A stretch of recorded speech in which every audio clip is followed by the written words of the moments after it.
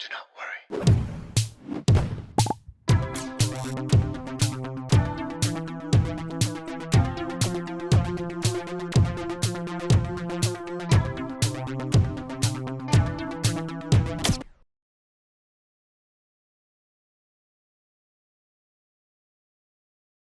Well, hello everyone, and welcome to a brand new Do Not Worry stream. I'm your host, Anthony, coming to you from the heart of Lebanon and the 09, folks. Hello, Jim D. Dukers, Hogbig. Hello, everyone. Just one quick second. I forgot to make sure that my that the crew camera was working. Just a sec, guys. Let me get to that real quick. I forgot to make sure Maki's cam was working. Boom. There we go. I mean, he's not even here, but now the cam's working. All right. Hello, everyone. The Stunts and Nogzalotl, Pora Joy, hello. How's everyone doing? Welcome to a brand new stream on this Thursday night. Had to skip yesterday because I had a bunch of work to do. But we're back at it tonight with a relatively short stream. We're just going to be reacting to Ethan Klein's War on Women by Alex Novell. Brand new video, about an hour long. And it's going to be pretty straightforward. There's another live stream coming to you guys tonight around 10 p.m. Central Time. It's going to be myself, Comrade Casey, and James from Uninformed Leftists. We're just going to be chilling, doing a chill Zoom call, talking about a few fun topics. That's going to be at 10 p.m. Central, which is 6 a.m. Lebanon time, so stay tuned for that. Later today, 10 p.m. Central Time, U.S., myself, Comrade Casey, and Uninformed Leftist, James, are going to be hanging out, talking about a few things. Some of the, some fun news from the last week and a half or so, sharing our opinions and such. So we're going to try to get some sleep for that. Before we get into anything, let me take a second to remind you guys, if you want to support the channel, you can do so via Patreon, folks, as well as YouTube memberships. We are at 348 members out of our 350 members goal. So if you want to support the channel, Patreon or memberships are a great way to do so. You make sure we can keep the lights on, make sure we can keep the crew paid. Let me take a second to thank some of our lovely patrons. Amazing God-tier patrons like Elian Mujabir, Daniel Nechle, superhero patrons like Bonnie Buns, Bader, Rhea D, and Elias Salibi, blonde patrons like Melissa, Loria Zabaleta, Shai Lavi, Nobody 99, Jad Sabir, Bilal Moghrabi, and Enzo S, and abductee patrons like Bertram Balk, Mercedes W, Waxwolf. What was it? Mercedes' name was here. I added it last time. Mercedes W, Pigeon, Waxwolf, and Jess Polito. Thank you guys so much with the support. You guys can also support via by engaging in the live chat, but you guys don't have to do any of that to support the channel. It is more than enough for you guys to simply like the video, subscribe to the channel, leave a comment if you're watching the replay, join our Discord if you're watching live. All the links are in the description, etc. Also, let me take a second to thank some of our lovely YouTube members. Whether you were gifted a membership, whether you pay for your own membership, folks, we thank you and we love you all. YouTube members get an exclusive live stream every week, which is then re-uploaded to the Patreon for patrons to enjoy as well. Let me thank lovely members such as Loaf Bats, Yaya Kelly, 7771, David Rendon, 1737, Abby Dose, 28, Ariel Sullivan, 4707, and Dennis Oven, 9120, Beaber, Astro Tamer, Brittany Simon, friend of the show, Brittany Simon, who's been a member for 2 months now. Holy shit. Much love to Brittany Simon. I think she was gifted a membership last year by Jim, if I'm not mistaken. And Jim, who just gifted 5 Do Not Worry memberships right now, folks. W's in the chat for Jim D. Dukers, who just gifted 5 Do Not Worry memberships. My other screen is spazzing out. 1 second, folks. What's happening here? What's happening? Why are you spazzing out live?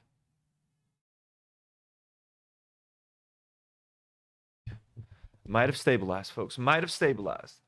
Also, lovely members like Hidden Iron, Cap, who's in the live chat right now, Wolfboy420, and Curtis Michelle. Kirsten Michelle,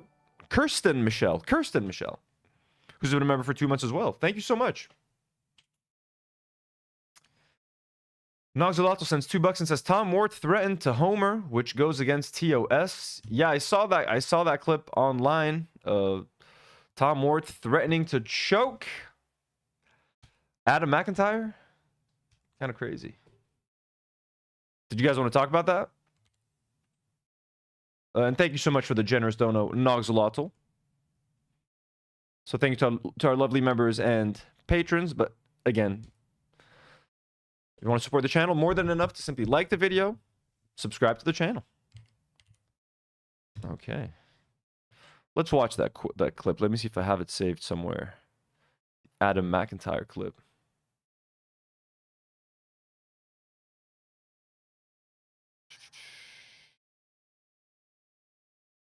Where is it? Where is it? Where is it?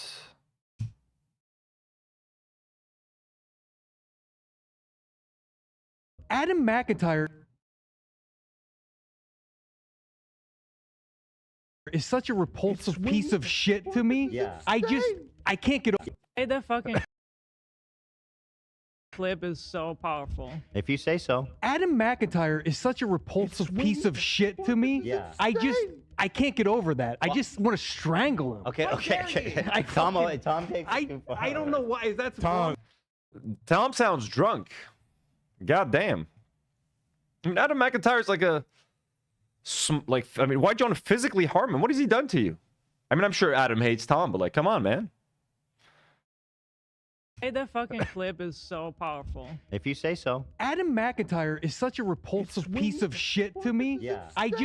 I can't get over that. I just want to strangle him. Okay. Tom takes it too far. I don't know why. Is that Tom, chill, Tom, chill. We're not strangling. We're not strangling. No, we ain't. I mean, look, to be fair, everyone's telling him like, yo, bro, we're not about to strangle the guy. But I mean, they fostered the kind of environment where it's not crazy to think that someone would eventually be like, I just want to strangle this person. Like, yeah, it's pretty bad vibes over there. You know what I mean? They're just constantly shitting on people.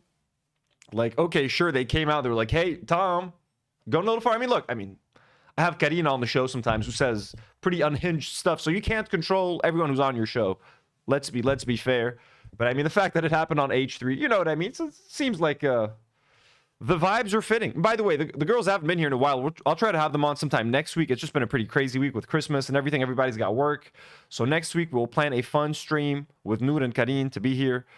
This week was just difficult to make that happen. But yeah, we haven't forgotten about them, folks, and not about you as well.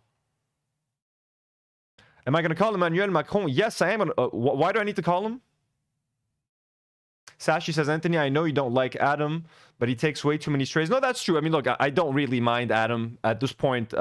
He's been through a lot of shit, so I kind of empathize. Man, this is kind of crazy. I don't know why they were talking about Adam, though. To be fair, like, I have no broader context for this clip.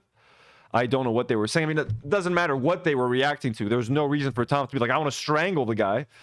But I don't really know what they were talking about, to be fair. I have no idea. We ain't doing that. Okay. We ain't doing that. We ain't doing that. Come on, you're the ads guy. Oh, smiles. He's so happy. Oh, so goofy. Did I just threaten to kill someone? Did I just say I wanted to strangle him? Oopsie. Back to good vibes. Good old H3 vibes. How many times you got to see me get in trouble? Is my mom in the chat? Tom is not strangling anybody. No, I'm not We let Tom out from the paywall. More and this is the second strangle him in like a episode in Homer row. Simpson way. Yeah, for sure. Yeah, how? Oh, soundbite competition. Okay. So he survives. Yeah, Homer lovingly strangles his son. No, I don't want to. But he's just. Hey, that fucking clip is so powerful. If you say so. Adam McIntyre is such a repulsive piece of shit to me. Yeah. I can't get over that. Anyways. Oh, wait, let's... just want to strangle him. Okay. God damn, yeah, Tom. Fucking relax, Tom. Go call some sponsors or something. And then we have a girl with a microphone. What does she say here? Hey, aren't you the person who mimed shooting a woman during your live show? I mean, again, what's the context for that? If it's kind of like a joke or something? I mean, Tom seemed genuinely upset here. You know what I'm saying? But anyways, thanks for the input, girl with a microphone. Folks, let us get to the main event tonight. Ooh, also, I've pinned the link to my gaming channel on top of the live chat, folks. If you guys want to subscribe to the gaming channel, I need to finish Dispatch. Okay, I need to play chapters 3 and 4 of Dispatch, episodes 3 and 4. I was supposed to play them tonight, but I have another live stream happening a little bit later, so I don't think it's smart for me to do it tonight. Tomorrow night, most likely, there will be a gaming stream. Tomorrow night, most likely, Dispatch, episodes 3 and 4. Finally, okay. So it's going to happen. Subscribe to the gaming channel. Do it. So you can watch it live. Watch it live. Live and alive, folks. Live and alive. Okay. Let's get to the business. Ethan Klein's war on women Content Terminator. This is by Alex Novell. It's at 32K views. I highly recommend you guys watch the original video if you want to watch it without any interruption, without any, I'm going to be pausing this a whole bunch, adding some context, explaining, reacting, all that good stuff. The link to the original video is linked on top of the description of this video.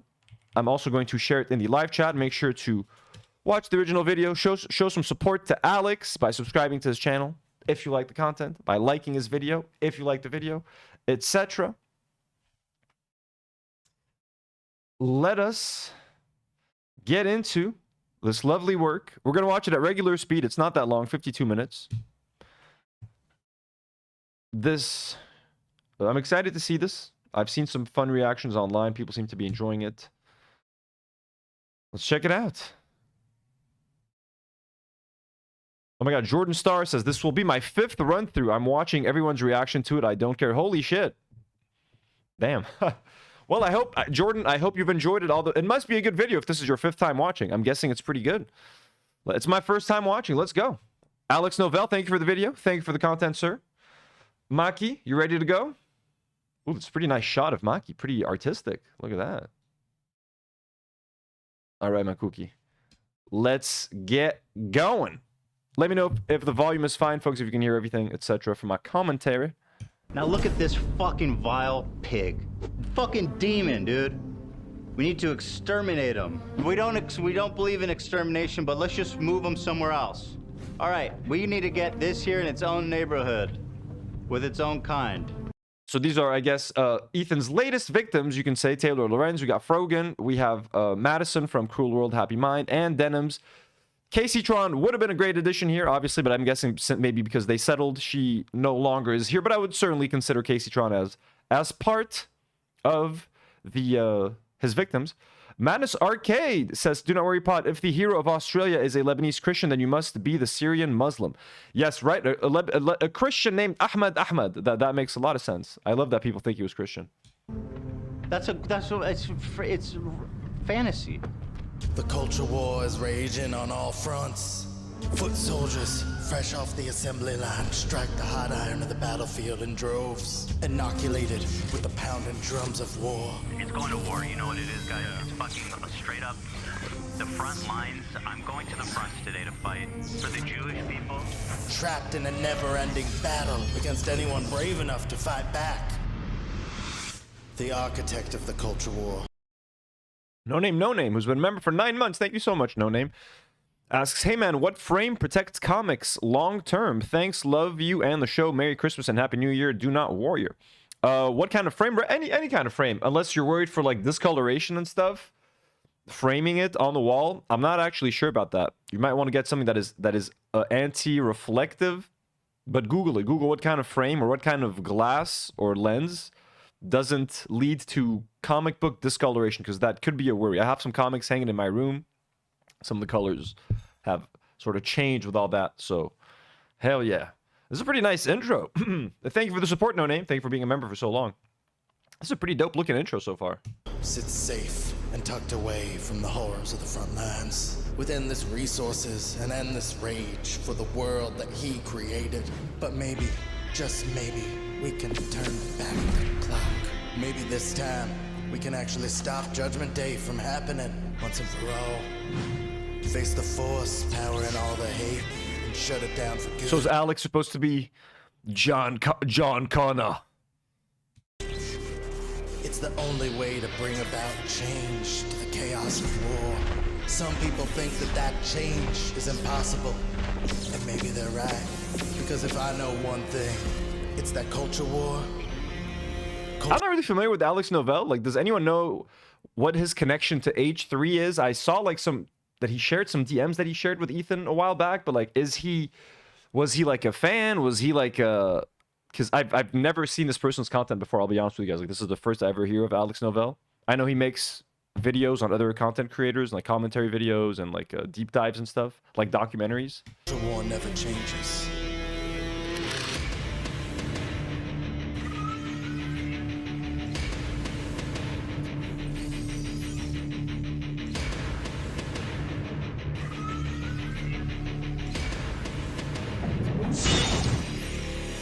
Oh, he made the Jimmy Lee doc? Did he make the Jimmy Lee documentary? Oh.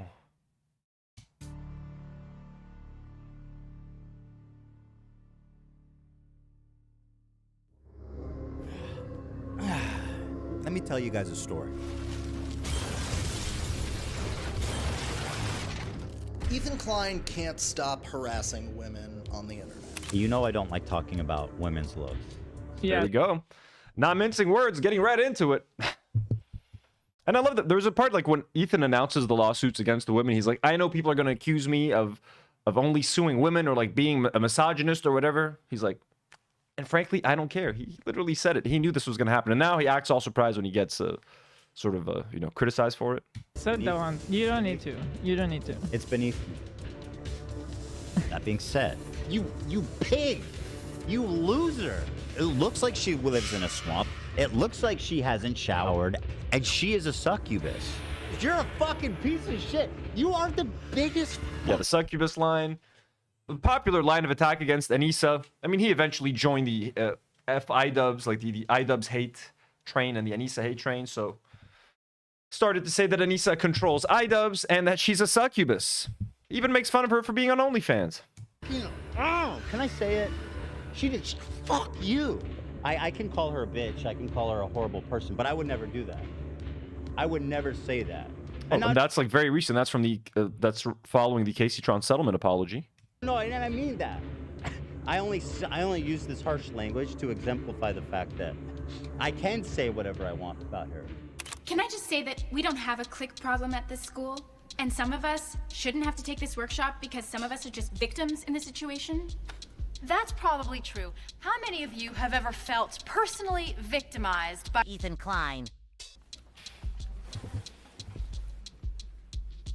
Pretty much. This is a pretty good analogy right there.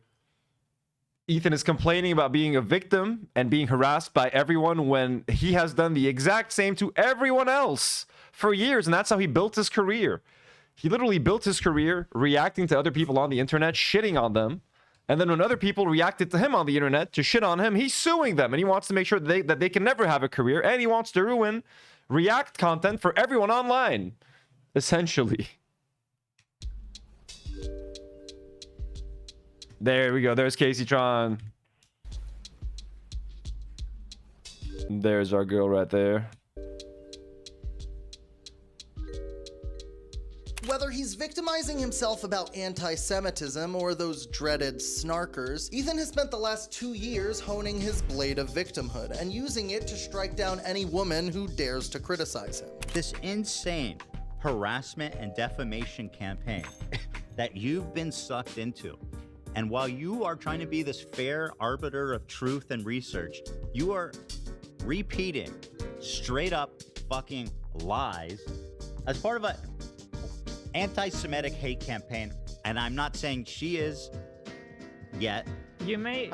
And you're saying swastika hilt should not make me feel. God, it really has been an exhausting 2 years, hasn't it? Just this man complaining and finding anti-Semitism everywhere. Like, there have been some real occasions of anti-Semitism over the last 2 years. The attack in Sydney, Australia, from a few days ago. The attack on Bondi Beach. That is a real moment of anti-Semitism, that a real world like impact. But like Ethan has just been perceiving everything as anti-Semitism. Everything is anti-Semitism. And when everything becomes anti-Semitism, eventually it just becomes like nothing is anti-Semitism. Like they've desensitized people to like the word this is anti-Semitic, because if you criticize Israel, anti-Semitic. If you do this, you're anti-Semitic. If you say whatever the fuck, you're anti-Semitic. It's like, dude. So it's been just hearing him talk about this over and over again. It's really been just 2 years of this. Comfortable. No, you're insane. And what, 3 million people watched that, and nobody who supports him thought that that was a little fucking nuts, a little fucked up to tell that? It's just like, these people don't give a fuck. I mean, it's kind of disillusioning where it's like, do these people care about this at all, about anyone?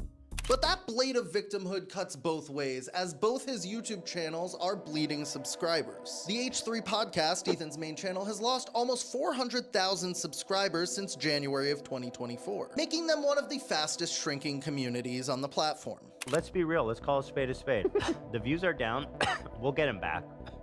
These are people that I wanted to shed anyway. Let's be real. I knew what I was doing when I got into this. But the views are down. The members are down. The revenue's down. And Ethan's coughing. Listen to him. He's like Tiny Tim, man. Dude. He's like Tiny Tim over here. But I mean, of course that's gonna happen. Like, I'm not gonna sit here and like celebrate it, but like, this is what else do you expect to happen when you insult your own fan base? Don't forget, like, this happened when people were like, his own fans were criticizing him for like, hey, Ethan, why are you talking about the genocide like this? Why are you referring to, like, why are you talking about the situation in a way like that? Why are you mentioning that like Hamas has bases under hospitals? Why are you saying these things that kind of sound like you're a Zionist? And then when he wouldn't listen to his fans, when he started to get angry at his fans and banning his fans from the community and deleting comments and banning them from Reddit for just expressing their opinion that like, hey, we disagree with you on Israel-Palestine, he basically turned on everyone. That's essentially what happened.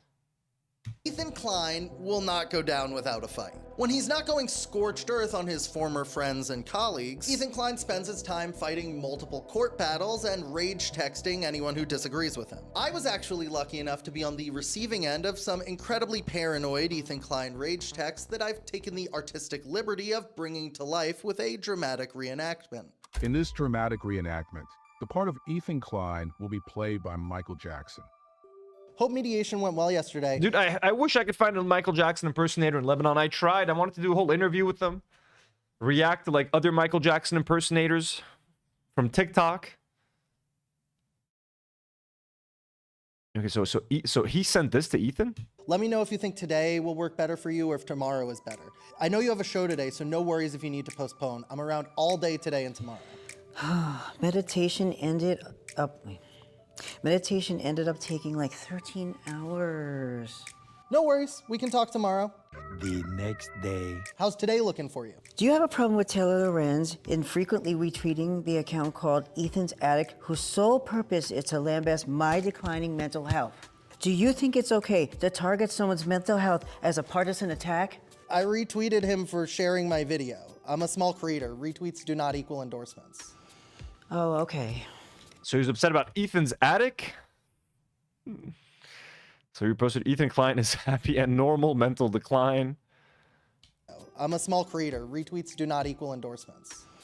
Oh, okay.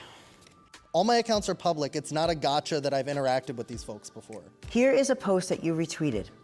That jacket is fitting because Ethan Klein is now just a locale. Do you think I'm a locale? I think he has always been kind of this way. So I have been watching H3 since the beginning. I remember my first article about H3 is in like 2018, I think is when I first started writing about him in Newsweek. All right, we got a legit journalist on the line right here. Someone who's been writing about H3. All right.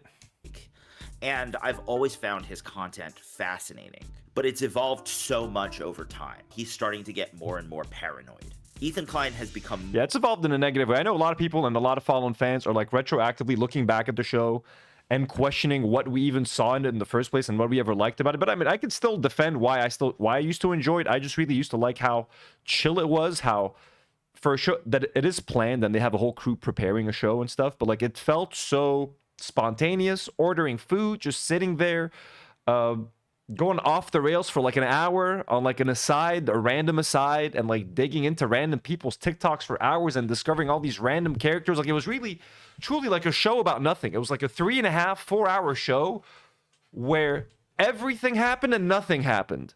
You learned so much and learned so little at the same time, or whatever you did learn has no bearing on your real daily life. It's just useless. Useless, weird, dark corners of the internet.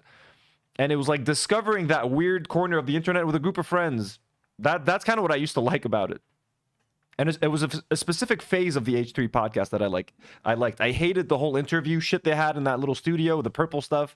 I didn't like that when they just had guests on. I liked the specific phase when the crew had expanded. There was Sam, there was Ian, there was Cam. all that sort of shit. Like that's when it hit its sweet spot. It was like a good solid year and a half or something where almost every episode felt like it was firing. More siloed off. And I don't think he even leaves the house anymore except to go to the podcast. He's the like you have the Dead is saying the inside jokes, the sound bites. Like you really felt like you were part of a community. You really felt like you were in on something that no one else was in on. And they had the clothes on the side. Like they had a good community going, and they had a way of like capturing their audience from like every angle, from like content to like clothing to all that sort of shit. So it was fun. It was a good time. It was a good time. kind of scared of everything. That's why he's like siloed himself off in this $1 million mansion. And I think over time, that problem has only gotten worse. Ethan Klein is actually in a state of psychosis. Yeah. I think part of what's it feels maddening. It feels like gaslighting, like crazy making. Like it's so frustrating to look at all these super woke people and nobody fucking can see what's happening. Ethan's paranoia has clearly overtaken his online person. Again, it's just the fact that one of the problem is that Ethan engages with the negativity way too much. Like remember when I had my thing with the Snark subreddit, with the whole Kaya situation. I just stopped looking at Reddit. I took Reddit off of my phone. So yeah, sometimes it could feel like the internet is reacting to like a 5-second clip of you and making these conclusions based on like 10 seconds of you saying something, even though most of the criticism that Ethan gets about like being a Zionist is usually fair, and it's like not on an out of context clip. Like I've watched long segments of H3 here on the show to really get the full context and to make sure that we're not pulling anything out of context, and we fully understand what Ethan and Ela mean when they say a certain thing. But like I get the point of getting angry or like getting annoyed at people seeing 10 seconds of you and then like making this whole fiction of you. At least in my case, there people were like making assumptions about me based on like 10 seconds worth of footage. I'm like, have you guys even seen my stream? Like, do you know what I even said before or after that whole sentence? So you're just gonna drive yourself crazy. You're gonna drive yourself mad trying to answer all the criticism of you online, trying to stop it, and then trying to like change people's minds. You're just literally gonna lose your mind. So just try to ignore it as best you can and try to make the best videos you can. To the point that it's become the fuel for his entire content machine. She's doing the thing where she's saying this Jew is hallucinating anti-Semitism. He's tricked his audience into thinking there's anti-Semitism, and he's making them paranoid. And it's actually totally fucking insane. Like, this is just straight up Nazi racism. Like, holy fuck. From Ethan's perspective, everyone is out to get him. But seriously, like he's really lost it, man. Straight up Nazi racism. Like, holy fuck. From Ethan's perspective, everyone is out to get him. But that also means that everyone is also fair game to be targeted by him. Listen, if you're gonna talk shit about me, I have a policy. This goes for everybody. I don't give a fuck how small of a creator you are. If you talk shit, you're fair game. And if you can't deal with it, then don't make the fucking video. Welcome to online. I'm not like all the other bitches that you can shit on and fucking just collect the free views. That's not how I do it. I mean, I can attest to that shit. A lot of us can attest to that. I'm a tiny creator. We went for Ethan. They had no problem coming for us. And actually, like, funny thing is, Ethan and Ela started to criticize me and shit before they even saw any of my videos criticizing them. They called me an anti-Semite and a racist for simply being a guest on the Arabs podcast and saying that, like, Israelis stole hummus from Arabs and that hummus is not an Israeli dish. They were more than happy and comfortable to call me a racist and an anti-Semite just based on that. Completely ignoring the fact that I had made like a long form video calling them out for their Zionism as a fallen fan and explaining in great detail why I had stopped supporting their show. So I had, like, technically, if all they had seen was that, I wasn't even talking about them in that segment. But yeah, Ethan will go for anyone that goes after him, like Mika. They went for everyone. Yeah, they don't give a shit. They don't give a shit. But like but to be fair, Ethan's audience is like not that annoying. Like, to be fair, they're pretty annoying online, but like it's, you know, they'll harass you, but like they're nothing like Asmongold's audience. I'll just say that. Okay. Ethan's quite successfully turned the word snarker into a catch-all term for anyone who criticizes him. Snark needs to start being used as a pejorative. Like, that needs to be a slur. Someone's a snarker, that's like a straight up like racial slur. But then we don't not want to say it. Right. No, you can say it, but it's like you can say it. Not if it's a racial slur. It's genius, really. He doesn't have to address any criticism. He can just say that every person criticizing him is part of a deranged snarker hate mob. You are so dumb. Yeah, this alleged harassment campaign. Thanks to Content Crash Out, the most deranged and also snark subreddit, for giving me all the information I ever needed about Ethan. It didn't invite speculation from anyone out. It's always crazy to me that this guy's a 40-year-old man. And the language that he uses when he talks about stuff, like you're so snark-brained. Like, he sounds like a 12-year-old. He sounds like a child. His hand mannerisms, just the way he talks about shit. Like, can you imagine an adult with 3 children using the word snark regularly and the expression snark-brained to explain very valid criticism? Like, if someone is calling you a Zionist and they're listing fucking valid reasons, bringing up policy, bringing up historical facts, and you're like, you're just snark-brained, like. That is the level of discourse, and that is what his audience accepts as an acceptable point to make, or argument, as a valid argument. The most deranged snark circles. That's what snark brain is, and that's what he's suffering from. You don't have to suffer from snark brain. We need a hotline. 1-800 snark brain. Ethan didn't invent hate mobs, but he is an expert on weaponizing his own. All right, let's go to war, guys. Speaking of which, and like I said, when you see what's going on, I have no choice. I have to do this. I want to get along with the fun and the games and just have silly, fun episodes. And listen, we did have some silly, fun, lighthearted episodes this week. I'm glad to offer a variety. However, when this is happening, when the war is coming, listen, I'm like Ukraine. When the war comes to me... Dude, at this point, I can't imagine watching a fun H3 episode. A light... Like, what is even a fun or light H3 episode at this point? How are they not filled with hate? And like, I'll only ever watch H3 now when there is drama, just so I can get some material for the show. Just so that we have some topics to talk about from time to time. I would never in a million years imagine watching H3 for the fun vibes. Is anyone still left in the audience that actually wants like fun goofs and gaffs? Isn't everyone you have left just there for the lawsuit stuff and for like shitting on iDubbbz and shitting on Frogan? That's the only people you have left, because that is the audience you have successfully courted. Asmongold's audience, Keemstar's audience, the Destiny audience, that's who you have left. People who want the drama. They want you to shit on Hassan. They want you to shit on iDubbbz. They want you to shit on Anissa. They want you to shit on Frogan. They want you to shit on whoever the fuck. And I don't think anyone gives a shit about your fun goofs and gaffs anymore. You have to maintain this level of negativity and this level of drama always to keep your show relevant, because you've pushed away anyone else who used to care about the fun, light stuff. I have no choice but to defend myself. Okay. I'm being invaded, okay? Okay. And Sugar735 says, that was so weird. I was subscribed forever, but it wouldn't let me chat. Late as always, but hello, chat. Anthony and the kitties. Well, hello, Sugar. I'm glad you figured it out, and I'm glad the chat's working again.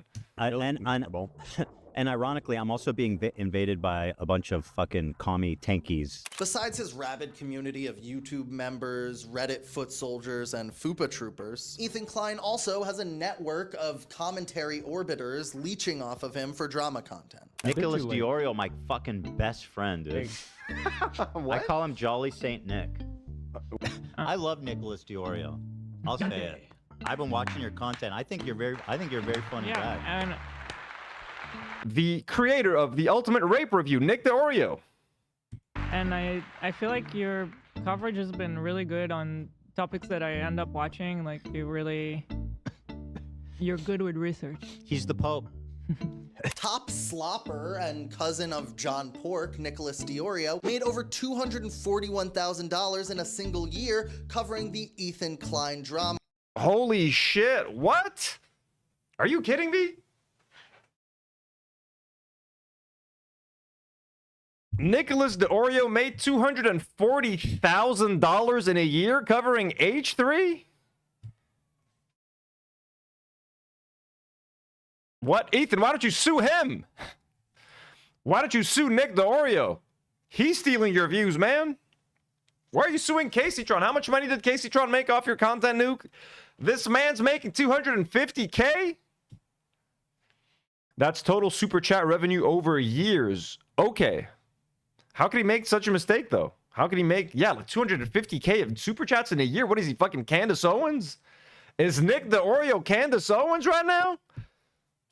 So that's okay. So that's not in 1 year. Yeah, that can't be in a year. That's fucking crazy. You know, good for him. Shit, if that's what he made in a year. Elf Mabruk, congratulations. But like, how? God damn, I should start making daily H3 videos, folks. We're back to the grind, folks. Every single day. H3 segments. Let's go. Bam, bam, bam, bam, bam. $240,000. Okay, but how do you explain that this is a lifetime of super chats? This makes no sense. Where does it? Total revenue, 241K. Yeah, ain't no way that's in 1 year. In his classic VTuber slop format. This is why I respect this guy. He stands on fucking business. That's what he's doing right now. It could have been so easy to just maintain a friendship with his... Yes, Spooky Boy says, damn, Anthony, you got to step up the drama milking. I gotta react to this video 6 times. I'm going to react to it once tonight, react to it again tomorrow. Multiple reactions. ...on and just flow through, cashing in the money from these fucking freaks. But instead, he's doing this, and I respect him endlessly for it. For years, Ethan's content was about goofing on people. But if you tune into the H3 podcast today, Ethan is just using his show as a platform to destroy his enemies. And who does he choose to destroy? Well, lately, it's almost exclusively women. Ethan Klein claims he will... I mean, come on, Alex. You're ignoring your boy here. There's also some guys that he's going after, you know? You know? Friend of the show.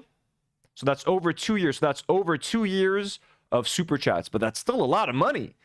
$240,000 of super chats in 2 years? Holy shit, man.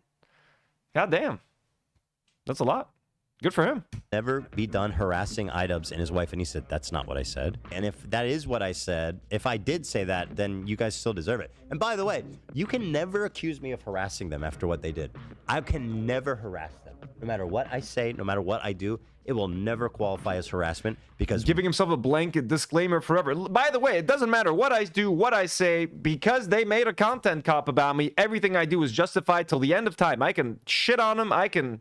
Whatever it is, it's not harassment. Yeah, that's not how it works, Ethan. You can't just give a disclaimer and say that it's not harassment and then go on to harass people for... How long has it been since the content nuke or the content cop now?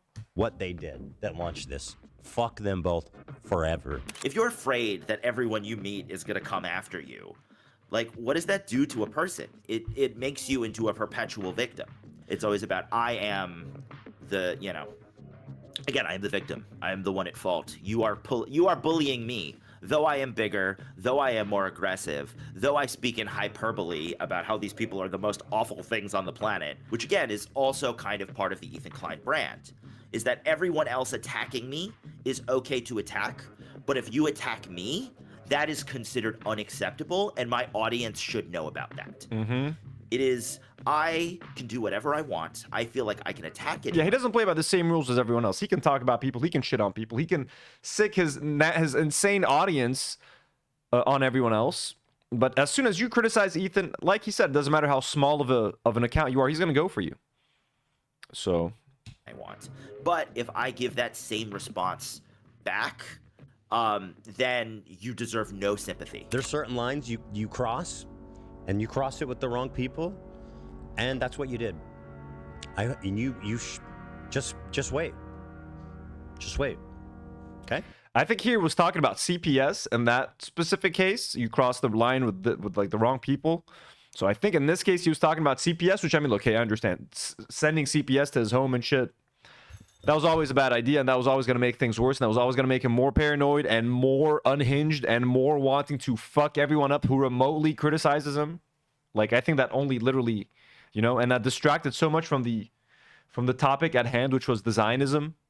And everyone's focus became, are they good parents? Should their kids be taken away? And then it gave him and Hila like something righteous to kind of like stand on and like they tried to take our kids away. The whole thing was just like a waste of time, in my opinion. The whole CPS thing, kind of fucked up. I can't wait for videos crying, Ethan's suing me, Ethan's stalking me, Ethan's all this. Mm-hmm. Yup! That was so fucking crazy, man. Doing all that. And with the smile, oh my god, dude, with this, he really has lost it. With the smile, the gentle smile and the pointing, he truly is. Oh my god, man. What a different person. What? I can't wait for videos crying, Ethan's suing me, Ethan's stalking me, Ethan's all this. Yup, I'm doing all that. I'll see you soon. Ethan didn't sue ex. Oh my god. Marina sends $2 and says won't be able to join. Have a good one. Thank you so much, Marina. Hope you're having a good night. Jay says, but they already said the CPS thing was a call from someone they knew. They refused to say who though, just throw accusations. I mean, it depends. The person who called said that they knew them, but I don't know if they can prove that. Like, you know what I mean? The person who called CPS did say that they knew them, but like, I think you can fake that. I don't know, guys. QC, who he previously accused of being a content thief. No, you still are a content thief, in my opinion. Take it back. No, why would I take it back? Because if you're gonna reel it back and say, oh, no. People are saying it was the housekeeper. Yeah, the housekeeper that was suing them. It could have been the housekeeper or a doctor pediatrician. I just said that wasn't a good analytical point. I still think you're a content thief. He went for women in the commentary space. Smaller creators that he could bury in legal fees and bully into hostage-style apologies. There's so many people, in my opinion, that owe me an apology that I'm honestly not... I'm not complaining about any of the ones I get. Ethan Klein's long-running struggle with his ingrained misogyny has gotten him into a few controversies over the years. But nowadays, his show has morphed into almost exclusively misogynistic rants about women who have criticized his rhetoric. Yeah, and I'm not here to criticize anyone's I'm not either, but like and stuff. But like, if you're gonna get on camera like this, like, how dare you sit there and moralize and theorize and LARP like a fucking mental health professional of any kind? You don't know anything. I have to admit, I slipped up the other day. Kinda is. I called Taylor Lorenz the I dealer. love it. No, but she is. But I do regret saying that. I don't like using the You dealer have to, but like on a you woman. reserve it for the special cases. But yeah, sometimes it really. As far as other male content creators, I feel like I've come a long way in terms of like not using that word in a misogynistic way, right? I almost phase it out entirely. I can call her a bitch. I've almost phased it out. And then boom, yeah, like a couple weeks later. Misogynistic way, right? I almost phase it out entirely.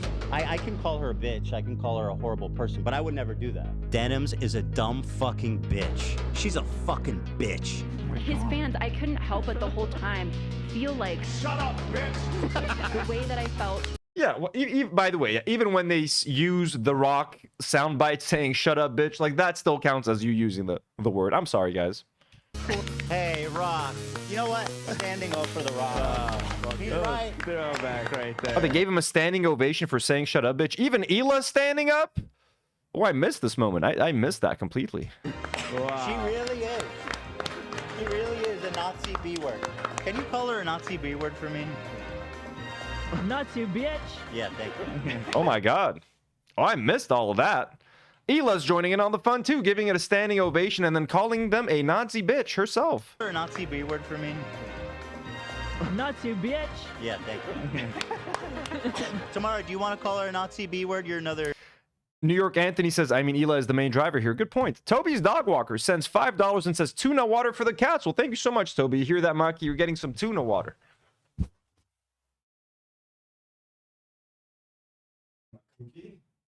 What up, my cookie?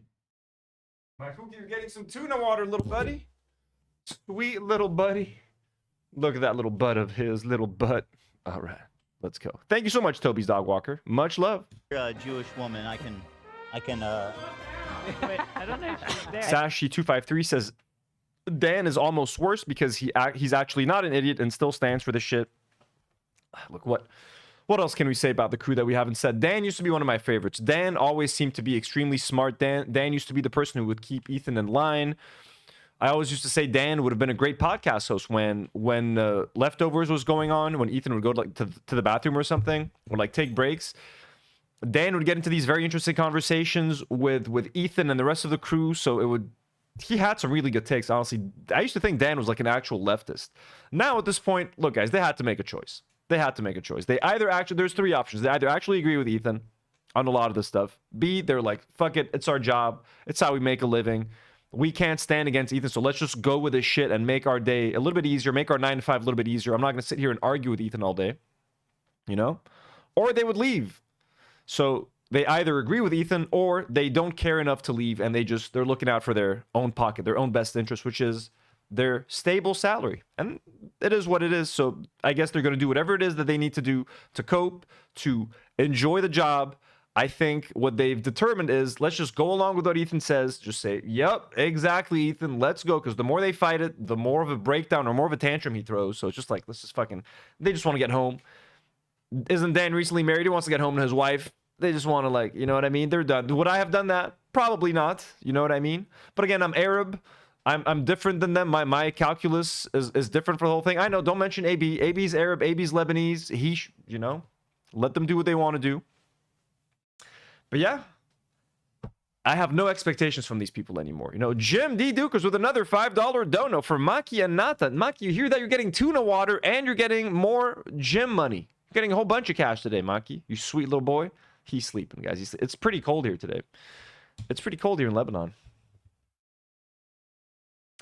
Ghoulish Toad says, I'm sorry, but I quit a job because they discriminated against my autism and that put me in some financial trouble. The crew don't have that situation at all. I mean, look, I know the crew decided to stay, but like, look, it is AB himself made it seem that he's not even confident in like what other kind of job he could get if he were to leave H3. So, I mean, look, you got to let them determine what they want to do. You know, if they don't think they can get a job somewhere else, or if they're not going to be as comfortable and they're not willing to make that sacrifice, that just says a lot about them as people. Some people, like you, Ghoulish Toad, you're willing to take a hit for your morals. I think I would be willing to take a financial hit for my morals. Some people aren't. Some people just aren't, or they just don't care enough. Or, like, you know what I mean? At the end of the day, they stayed.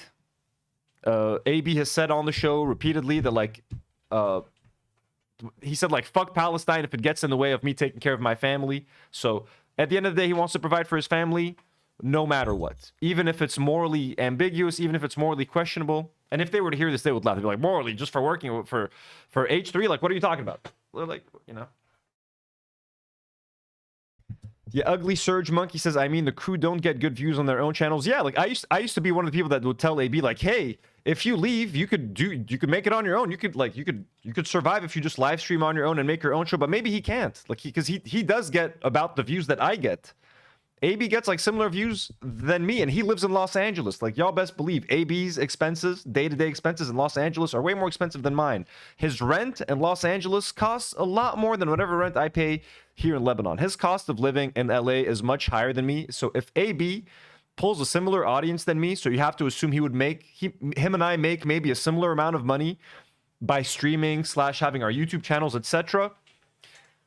That money will take me way farther here in Lebanon, in the Middle East, than it would take you in Los Angeles. The amount of money I make on YouTube here is probably not enough to cover his rent, realistically, just to be completely honest with you guys. The amount of money I make a month here in Lebanon on YouTube would probably not cover AB's rent in Los Angeles.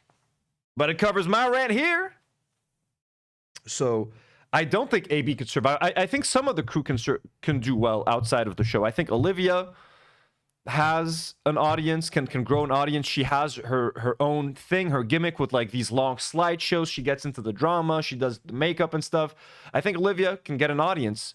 Ian started his own thing on the porch with Ian, seems to be doing well. Ian has always been kind of like weird and irreverent and has like this awkward, funny style thing going. So I think Ian can also do well on his own. I think Dan would have been able to do well on his own. I don't think Dan, like, I don't know what he would do at this point. I think Love has always been like a gamer. Love likes to Twitch and likes to play video games. So I think that Love can do well. I even think Lena, separate from AB, Lena is a very popular like influencer. She gets a bunch of brand deals. I know she does a lot of like TikToks or like videos on Instagram selling products. So I think that Lena could also make it as an influencer.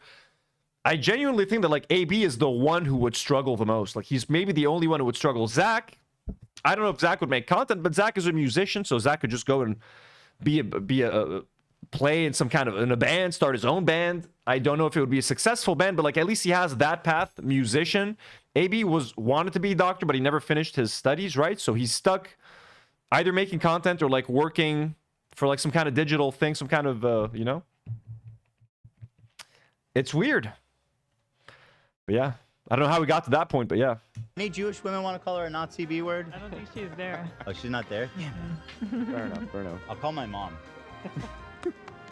Among all the women that he spends his time raging about, perhaps no one has been harassed by Ethan Klein more than Taylor Lorenz. Taylor Lorenz brief up.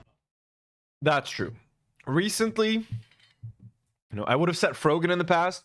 Definitely, Frogan is in the running for a person who's been most harassed by Ethan. He would even just bring her up randomly when she would just tweet stuff that had nothing to do with him. At a time, like following October the 7th and stuff, he was really obsessed with Frogan. Now, it is definitely Taylor Lorenz who he posts the most Instagram stories about, mentions on the show. They literally bring her up as the footage when she's just like nodding. They bring her up like, yeah, Taylor Lorenz is probably right now their biggest target for sure. Stayed on my best friend, my favorite girl, Taylor Lorenz. Taylor Lorenz was accusing me of being a misogynist for saying she looked like a ventriloquist dummy. But here she is making fun of my small feet, trying to demasculate me. Yeah, you saw Taylor Lorenz there, eh? I saw and a bunch of other people. You said she was looking real sour. Yeah. Nobody probably wants to be friends with her because they're afraid she's gonna like break down what they misrepresent. Polish Pusher, hello. MKMT25, hello. And some weird shit and read an article about him. She was yucking it up with some people. It looks like she had more like yucky and it up. What's Ethan's goal with targeting you, do you think? I think he hates women. Oh, so you did an interview with Taylor. All right, cool. It up with some people. It looks like she had more like yucky and it up. What's Ethan's goal with targeting you, do you think? I think he hates women in a lot of ways. But I think it's the Hassan. I'm sure Ethan's argument, how can I hate women, but I'm married to a woman? I have women on my staff. Most of the H3 audience are women. I think, by the way, that is a massive lie. They used to be mostly women. I think that their percentage of women that watch has decreased while the percentage of men that watches H3 has increased because they've been reaching out to more incel audiences like Asmongold's audience, a Nick Fuentes style audience, Sam Hyde audience, the anti-iDubbbz audience, the Oreo audience. So I think Ethan has actually been shedding a massive part of their female audience and embracing weirdo fucking incels who celebrate women losing their homes and being in the middle of lawsuits. So fucking strange, man. It's so fucking weird. Seriously, I can like very weird. Thing too, like I'm a progressive woman, like in Hassan's like broader internet circle. And I think he's a bigot who doesn't, he doesn't like progressive women. I've known Taylor personally for many years, and Taylor has always kind of been a target of right-wing harassment campaigns. Taylor responds to these people, and that is what they want out of an enemy. They want someone who will keep engaging and will keep creating content for them. Ethan keeps going and then Taylor responds, which he has every right to do, but it keeps the content mill running over and over and over. I think when it comes to like Ethan's, Ethan definitely, I believe. That's true. It is true. Like you said, it is her right to respond. Sometimes you do have to wonder though, it's their right to respond, but is it right to respond? Not right as in like correct or incorrect, but is it good for them to respond? Like for example, at some point, iDubbbz and Anissa. iDubbbz and Anissa, it doesn't matter what they do. If they respond or if they don't respond, they're getting harassed by Ethan. At one point, I remember giving them a piece of advice, like not personally, while I was on stream. I was like, you guys need to go harder. Like you guys need to fucking go. If Ethan responds or says something about you, pull out the old iDubbbz, just go fucking crazy. But I also feel like it wouldn't have helped. Like in retrospect, whatever you do with Ethan at this point, I think if you give it air, he's just going to take advantage of whatever it is and just keep talking about it and just milking the living shit out of it. But in some cases, I think even if you ignore him, he's still going to go for you. iDubbbz and Anissa, whatever they do, even if they disappear off the internet, I think he will still find a way to talk about them, harass them, make fun of them. And I think same thing with Taylor Lorenz. I mean, Ethan is very good recently at finding these targets that the right wing or like the right wing audiences like to make fun of, like iDubbbz and Anissa, like Taylor Lorenz. And he just loves embracing that whole narrative and jumping on the bandwagon now because it's an easy way to get followers. It's easy to shit on Taylor Lorenz because everyone does it right. So it's a surefire way to get some of that audience. Everyone shits on iDubbbz and Anissa. I just saw a tweet yesterday. Someone just dropped a 3.5-hour video of how iDubbbz ruined his career. It's literally been years. You know what I mean? Like iDubbbz and Anissa got together 3 years ago at this point.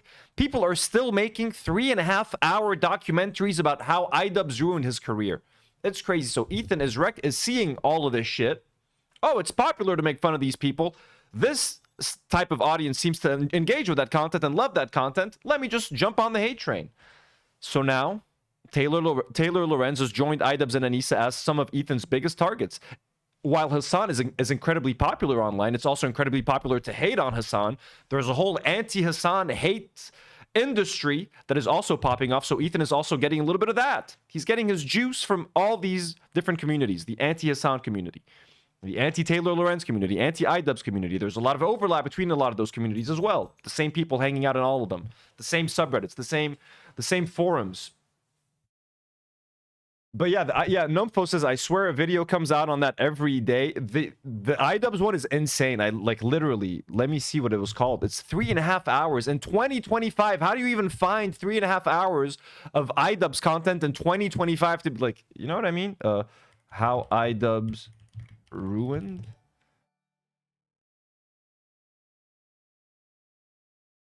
Where is it? I saw it on Twitter 1 day ago. Oh, no, that's not it. That's another one too. How iDubbbz got away with it. 11K views 1 day ago. Dingo.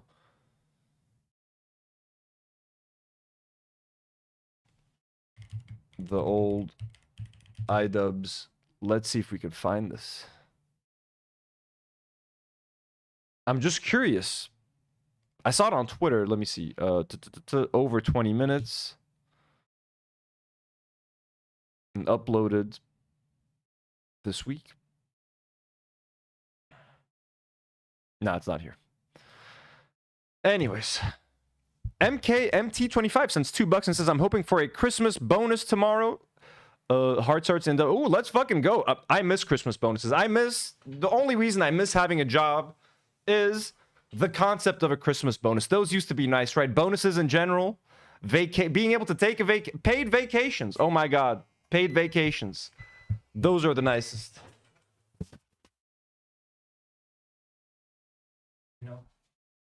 I know I have it easy relatively, and I'm here streaming full time, but let me tell you guys, one of the things you miss when you stream full time is you don't get any paid vacations. You don't get any paid time off. Any time off that you have to take is time that you're not working and you're not earning any money.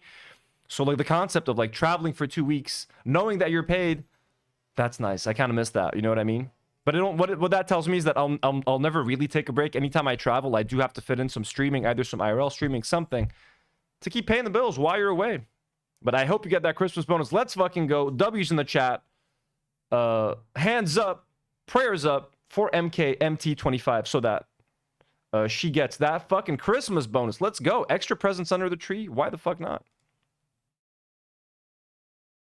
Believe, having spoken to a lot of the women he's gone after, MK says the only good thing about office jobs, it is, right? The bonuses and paid time off. Goddamn. Oof. He definitely goes after women a lot. Like, it's undeniable at this point. Ethan Klein's obsession with Taylor Lorenz runs deep. Between the hundreds of Instagram stories and podcast callouts, it's clear that Ethan Klein is using his platform to try to destroy Taylor's professional reputation. Taylor, you are a propagandist scumbag. This is not reporting. This is hackery. Oh, Taylor. Oh shit. Taylor, okay, I wasn't prepared for this. Thanks so much for chatting with me. I don't like this. To me, like using video footage of her out of context and like manipulating her. This is this might sound like I'm exaggerating a little bit, but like try to follow the logic here. It's kind of like creating an AI character that you can just manipulate to do whatever the fuck you want. Like, this seems to me very unethical. Like, they're only using her to just nod like this, but they can make her nod to the most fucked up shit. They can be playing some Nazi propaganda videos in the back and having Taylor right there on the side just nodding. This is very invasive. Even though it seems tame, it's just her nodding. I know what people are going to say as a defense, but like, you're manipulating someone's footage, and you're just looping it to make that person do whatever it is you want them to do. That's really fucked up. That's really creepy. And the fact that he's doing it to a woman right here, it's kind of misogynistic. And when people complain about AI and people using AI to create women, to control women, and make these women do whatever it is they want to do, it's just like a couple of steps removed from this. It's different than this. I'm not trying to say that Ethan is doing that, but it's very creepy and kind of disturbing. Imagine Ethan could pull up any footage of you. You're on camera just doing this, nodding, and he could splice that footage next to any kind of video on the side. It's very fucked up. It's very fucked up. It's very degrading, honestly. I'll be totally honest with you. I don't respect your reporting. Yeah, and don't I believe don't your think eyes. you're honest. Believe actual journalism. Is that you? Thanks so much for chatting with me. Taylor, not if you're a hack. Yeah, like that. You see, that's so embarrassing. That's so fucked up. That's so immoral. Not if you're a hack. Yep. Taylor. Yeah, even the sound bites, MM6153. That's actually right. I used to love the sound bites. We were just talking in the chat earlier, like what we miss about the show. Jay of the Dead was saying that they miss the sound bites, but even the sound bites in many ways have been weaponized now. Like they're used to respond. Like, hey, what is it? What do you mean, iDubbbz? What do you mean? The Jews are like they're manipulating sound bites. They're splicing sentences together. They've even used AI to make Hassan say things that he's never said before. So also those sound bites, as funny as they were, and as much of a part of the show that I used to enjoy, they're also pretty fucked up in many cases because you're putting words in people's mouths. You're using something that they said in a very specific context, out of context. Yes, for the most part, it's funny. It's jokes. But when you see things like this, it stops being funny. It stops being a joke. And you start seeing the darker side of it. Not if you will support Hassan until the very end, no matter what, with the small hope that that if you're the last woman on earth, maybe he'll sleep with you. Not if that's all true. Oh, that's pretty gross too. I think I remember this segment. He constantly talks about her being sexually obsessed with Hassan, etc. So making sexual comments. So anytime when Taylor says that Ethan is sexually harassing her on a show, she's right. I know Ethan likes to make fun of that and likes to say that she's exaggerating. This is basically sexual harassment. You have footage of her without her consent, just like nodding, and you're making sexual claims about her and her sexual wants or needs or desires while she just nods next to you and you talk about her fantasies. That's disgusting. I know his audience loves that. That's the problem. And the audience that he's curated now is so disgusting that they genuinely enjoy this kind of content. It's so gross, but this is so fucked up. Polish Pusher gifted 1 Do Not Worry membership. Thank you so much, Polish Pusher. Very sweet of you. Received by Vix Todd. Congrats, Vix. And Obesity just became a Do Not Warrior. Thank you so much for becoming a member, Obesity. Guys, we've crossed our goal, by the way. Shit, how many? We've gotten 7 new members today. We're at 348. We're at 355 members out of 350. I'm going to increase the goal to 370. Let me do that real quick before we keep going. 370 goal. Hell yeah. Thank you guys so much. It's a Christmas miracle. So we're at 355. Expires at the end of this month. Sorry, it should automatically do that, but members goal. Boom. Save. There it is. All right, let's go. Thank you guys so much. Love you. Go ahead. Go ahead. Not if that's... Thanks for chatting with me. Okay, yeah. I knew it. She's so mad. And I love... Yeah, that's pretty disgusting. That's pretty gross. I never gave this its due. Ethan doing this on his show, like this whole segment of putting a Taylor on the side and just nodding, especially to this sexual stuff. It's pretty gross. It's pretty fucking nasty. And Ethan should know better. His wife is on there on the show with him. She should tell him that that's fucked up. He's got women on the crew. Someone should tell him that, yo, that's fucking fucked up. And you know what? If Sam was on the crew, if Sam was still on the show, I have a fucking feeling that Sam would not have stood for this shit. And Sam would have either said something, either on cam, off camera, or at least if the camera would have cut to Sam, she would have looked fucking disgusted, just like she did when Ethan was laughing at Cutie Cinderella. Sam would not have stood for this. I think she's the only person on that crew who would have actually had spoken up. And maybe even Ian. I think Ian behind the scenes would have said something. Dan back in the day would have said something. Now he's just fucking going with it. He's Ethan's number one's cheerleader. Him, Love, and AB, like and Zach, they're not gonna stand for anything. But Sam, I think, would have been the only one to fucking stand against this. She would not have fucked with this. Parma Boy 12 sends a $5 donut. Thank you so much, Parma Boy, and says, Merry Christmas, Anthony. Thank you for giving me content to watch all year long. Well, thank you so much, Parma Boy. Thank you for being part of the audience and giving me someone to make content for. Thank you so much. Very generous dono. Hope you're enjoying the stream. Merry Christmas to you as well. I just can't get over the fact that, like, Taylor Lorenz keeps lecturing our community, which is majority female, on how much I'm dangerous to women. guess what? I have bad news for you, Alex. Women are deeply misogynistic. This is what I'm talking about. What do you think snark Reddits are? Snark subreddits are the picture of misogyny on the internet. I don't know where people got the idea that women don't uphold misogyny. He's a misogynist, first of all. Everything he says misogynistic stuff all the time. Yeah, I mean, if she's making the point that women can be misogynistic as well, that's also very accurate. Jim D. Duker sends a $2 dono and says, Sam was right. Absolutely. And thank you so much, Jim, for your constant generosity. He's right. And yeah, I mean, snark subreddits are fucked up. They are pretty bad. Like, and it is spending too much time in communities like that can only have a negative impact on your mental health. And I think, yeah, like, for example, Trisha suffered with snark subreddits. And I think most of those were, or there was a lot of maybe women in those snark subreddits. So I get what she's saying. Polish Pusher, who's been a member for 4 months, says, thanks for filling the hole left in my heart by H3 and for building a genuinely kind community. Well, thank you so much, Polish. I hope you guys have been enjoying this. I've loved your company for the last year and a half. You've all been great, Polish. Thank you for being a valued member of this community. We love you. It wouldn't be as great as it is without all of you guys like Artful, Ghoulish Toad, Jim, everybody, man. You guys are great. Love you all. He's deeply misogynistic and appears to have he look at all the stuff that he said about young women. You know, he just traffics in misogynistic hate, and that feeds these snark communities, because Ethan is actually has a very symbiotic relationship with the snark communities. He has recognized that the snarkers on the internet, these, again, which I've reported on for years, they are vicious, misogynistic, and hateful, and he loves to leverage those people against the women that he targets.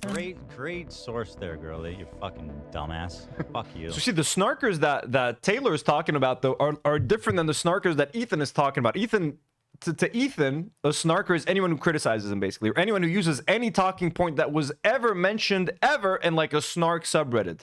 Like, if you mention something or if you say something that remotely sounds like something that someone said on that subreddit, you're just snark brain. You're just crazy. It's like, no, Ethan, they're just calling you out for being a Zionist. Okay, there are some.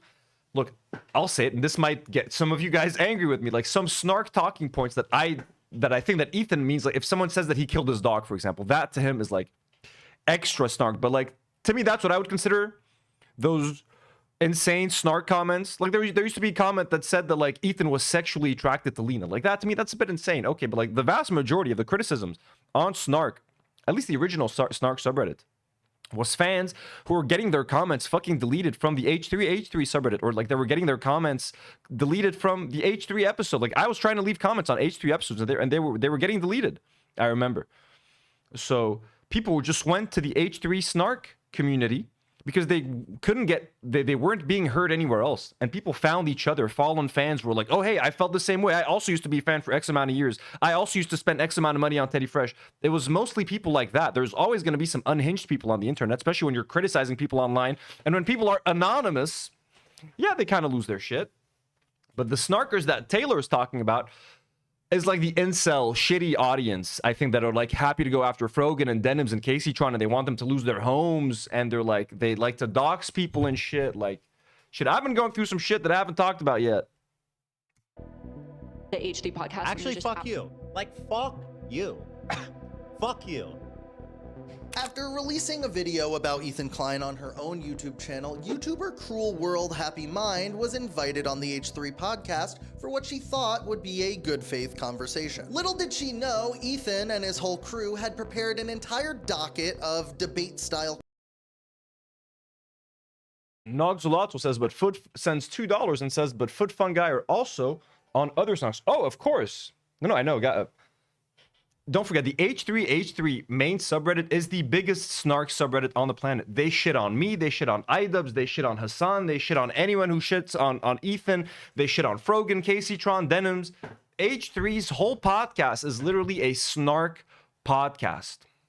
That's all it is. So that's why anytime he asks Reddit to like ban snark subreddits that criticize Ethan, they're like, dude, what the fuck do you want us to do? You have the same fucking thing. You are the biggest harasser, probably one of the biggest harassers on that platform. Like, that subreddit is such a massive source of harassment. So for Ethan to ask like, yo, take this down, if they're gonna take down your snark subreddit, they better take down your own fucking subreddit at the same time. It's only fucking fair, man. It is only fair. Obesity sends another $5 donor. Thank you so much, Obesity, and says, hey, longtime viewer, first-time member. Big IDub stream chatter. Just wanted to say, keep at it. F the haters and bullies. We all got your back. Well, thank you so much, Obesity. That means a lot. I haven't eating my fair share of shit recently. The Asmongold community has been coming at me hard, folks. I'll share some few details in a second. Questions for her. First of all, thanks for calling. Nice to meet you. Master DeRoy says, hello all here from the Kun stream. Oh, hello, DeRoy. Much love to Chris Kunzler. Virtually. Yeah. I appreciate it a lot. So what I want to do today is talk through it, right? And I can express myself, you can express yourself, and we'll see if there's any understandings brought. I'm going to try my best to be respectful, and I want to have a productive conversation, right? So that's my goal here. Do you know what happened on October 7th? We were living it still because my family lives there. Do you think Hamas was? Yeah, Do you think Hamas are terrorists? Do you think I'm dressed like? Oh my God, I forgot they asked her, do you condemn Hamas? Ethan, literally, do you think Hamas are terrorists is literally, do you condemn Hamas? This is the kind of show that Ethan has in 2025. Do you condemn Hamas? Before we start, it's like Piers Morgan back in 2024, before even Piers Morgan started to admit that what was happening was a genocide. Do you condemn Hamas? Do you condemn the acts of October the 7th? Like, really? Do you think Hamas are terrorists, Ethan? A pedophile? I don't understand. What is your point? Seeing, you know, your past Reddit accounts, seeing the sort of jokes that you would continually make about pedophilia, seeing all of that and your closeness with the brand, I was kind of like, essentially, you know, that association. You know, do I make a lot of jokes about sort of pedophilia? I mean, I acknowledge I had that old account that's like 15 years old and stuff. But do I make jokes about pedophilia? I don't think so. That's not like a frequent topic. I mean, I talk about Michael Jackson. That's true. Michael Jackson, you know, I make Michael Jackson jokes. What do you think about people who make jokes about Michael? I think it's cruel. I think it's cruel because I think Does he have a mask on? What's up with this impersonator? also it's cruel to do that to somebody who's passed away. So it's, you know, the fact that he's been attacked after death is just such a sad thing. What do you think Michael would have thought about Ethan?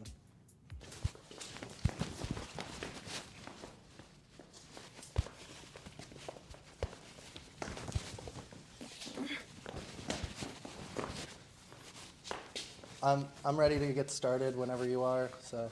No, I'm not done yet.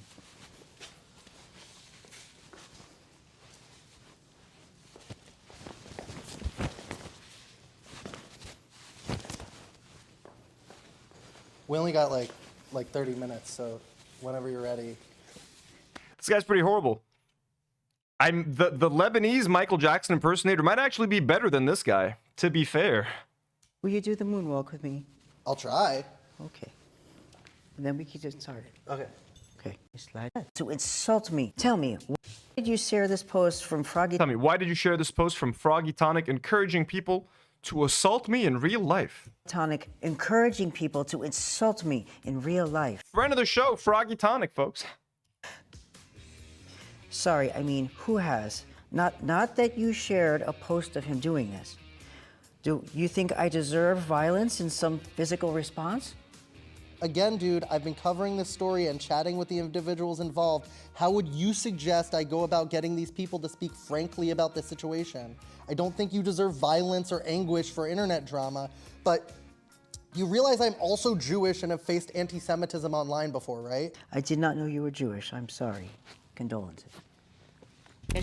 Ethan said that? Before, right? I did not know you were Jewish. I'm sorry. Condolences. Did Ethan really send that? That's so fucking weird. Polish Pusher sends $5. Thank you so much, Polish Pusher, and says, Ela, while you're in Beverly Hills, do you know who is actually still living October the 7th? Our friends Mohsen and Ahmed. Can't believe she said that. I know, right? But I have family that lives there. We live it every day. Yeah, no, yeah. You're in LA, Ela. I mean, look, I know her parents are there. Her mom is there. You might as well feel like you're there. When I used to live in the States, when I was staying in the States and my family was here and then like Lebanon would get bombed or something shitty would happen in Lebanon, your heart automatically goes home. You're ripped away from where you are and you do feel like you're there in a way.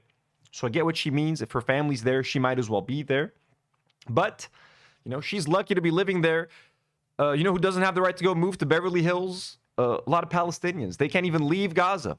Now they want them to, but you think they're going to take them to Beverly Hills? Hell no. No one wants them. They bomb them, and then if Palestinians want to travel to another country now, we don't want no goddamn immigrants, no Muslims. I should have been like smarter going about it. If I was told like, hey, we're sitting down for a debate, I would have like maybe gone about it differently. But it was like, hey, we're gonna have a conversation here. Like let's have a kind conversation, and then it's like rephrased as like this is a debate. But the live ambush from Ethan was just the We're just gonna have a chill conversation. Do you condemn Hamas? Do you think Hamas are terrorists? What do you think happened in 1948? Explain the Nakba from your perspective right now. beginning of the harassment towards Cruel World Happy Mind. She and her partner began to receive tons of threatening messages from riled up H3 fans. My husband got like one of the most intense messages that we got sent, where someone sent him a message saying that they're going to show up at our house, break my jaw, or like, Damn. Disgusting anti-Semitic scum. Let me move so you guys can see her full. That's pretty scary. You are your wife's jaws will be broken. Better watch out for your racist child because they will get it too. Careful leaving your house, pussy ass. F word. they called us like a Nazi, like, you know, our Nazi family. They were gonna show up at our house, break my jaw, break my child's jaw, and like that, and like yeah, I forget what else they've said, but like that was like the gist of the message. And so Ethan had sent me a message after he did that whole podcast and said that I should come back on his show, that he wants me to come back on his show. And so the only thing I responded is just sending him like this screenshot, because I was like curious, like, and then someone just said they're gonna show up at our house and break our jaws. Like, what are you gonna say? And all he responds is that's just a snarker. That's not our audience. That's a snarker. That's not our audience. And then he says, you're victimizing yourself. What? Oh, he says that it's a snarker because she didn't call it a genocide in her first video. He thinks snarkers would actually say that because she didn't call what was happening in Gaza a genocide. Really, Ethan? Oh my God, dude. It's just a snarker. None of our fans would say that. Actually, Ethan, a lot of your fans would fucking do that and do worse. Literally, Ethan, one of your fans walked up to Dan Clancy on the street to like ask him something. You had fans, H3 fans, matching with Noah Samson on dating apps to try to like get him to go out with them so that they could tell him face to face that they're like pro H3 and that he shouldn't spread anti-Semitic shit on H3. That is literally what H3 fans do. H3 fans were harassing Ryan Kavanaugh for like a fucking year or 2 years during Ethan's lawsuit. All Ethan's audience does is harass people. And he's now even getting in bed with more fucked up audiences like Asmongold's audience that does even worse. By the way, my community does. And I mean, look, speaking of which, I hadn't shared this before. I shared this with some people on my Discord, but I might have been doxxed by Asmongold's audience this week. I've been getting a lot of weird like messages on my Instagram, on people that I know's Instagram accounts. People have been finding people that I know and leaving comments on certain Instagram posts. And I also got this weird comment on YouTube on one of my videos, which kind of freaked me out. This person says, did you see that someone fully doxed you? Your address is up, lol, lol. I saw this comment yesterday. So I realized Asmongold's clip channel put up a clip of me, I think 2 days ago. It's like a short clip. And I noticed I was getting a lot of tweets that day, a lot of like YouTube comments, just people harassing me online.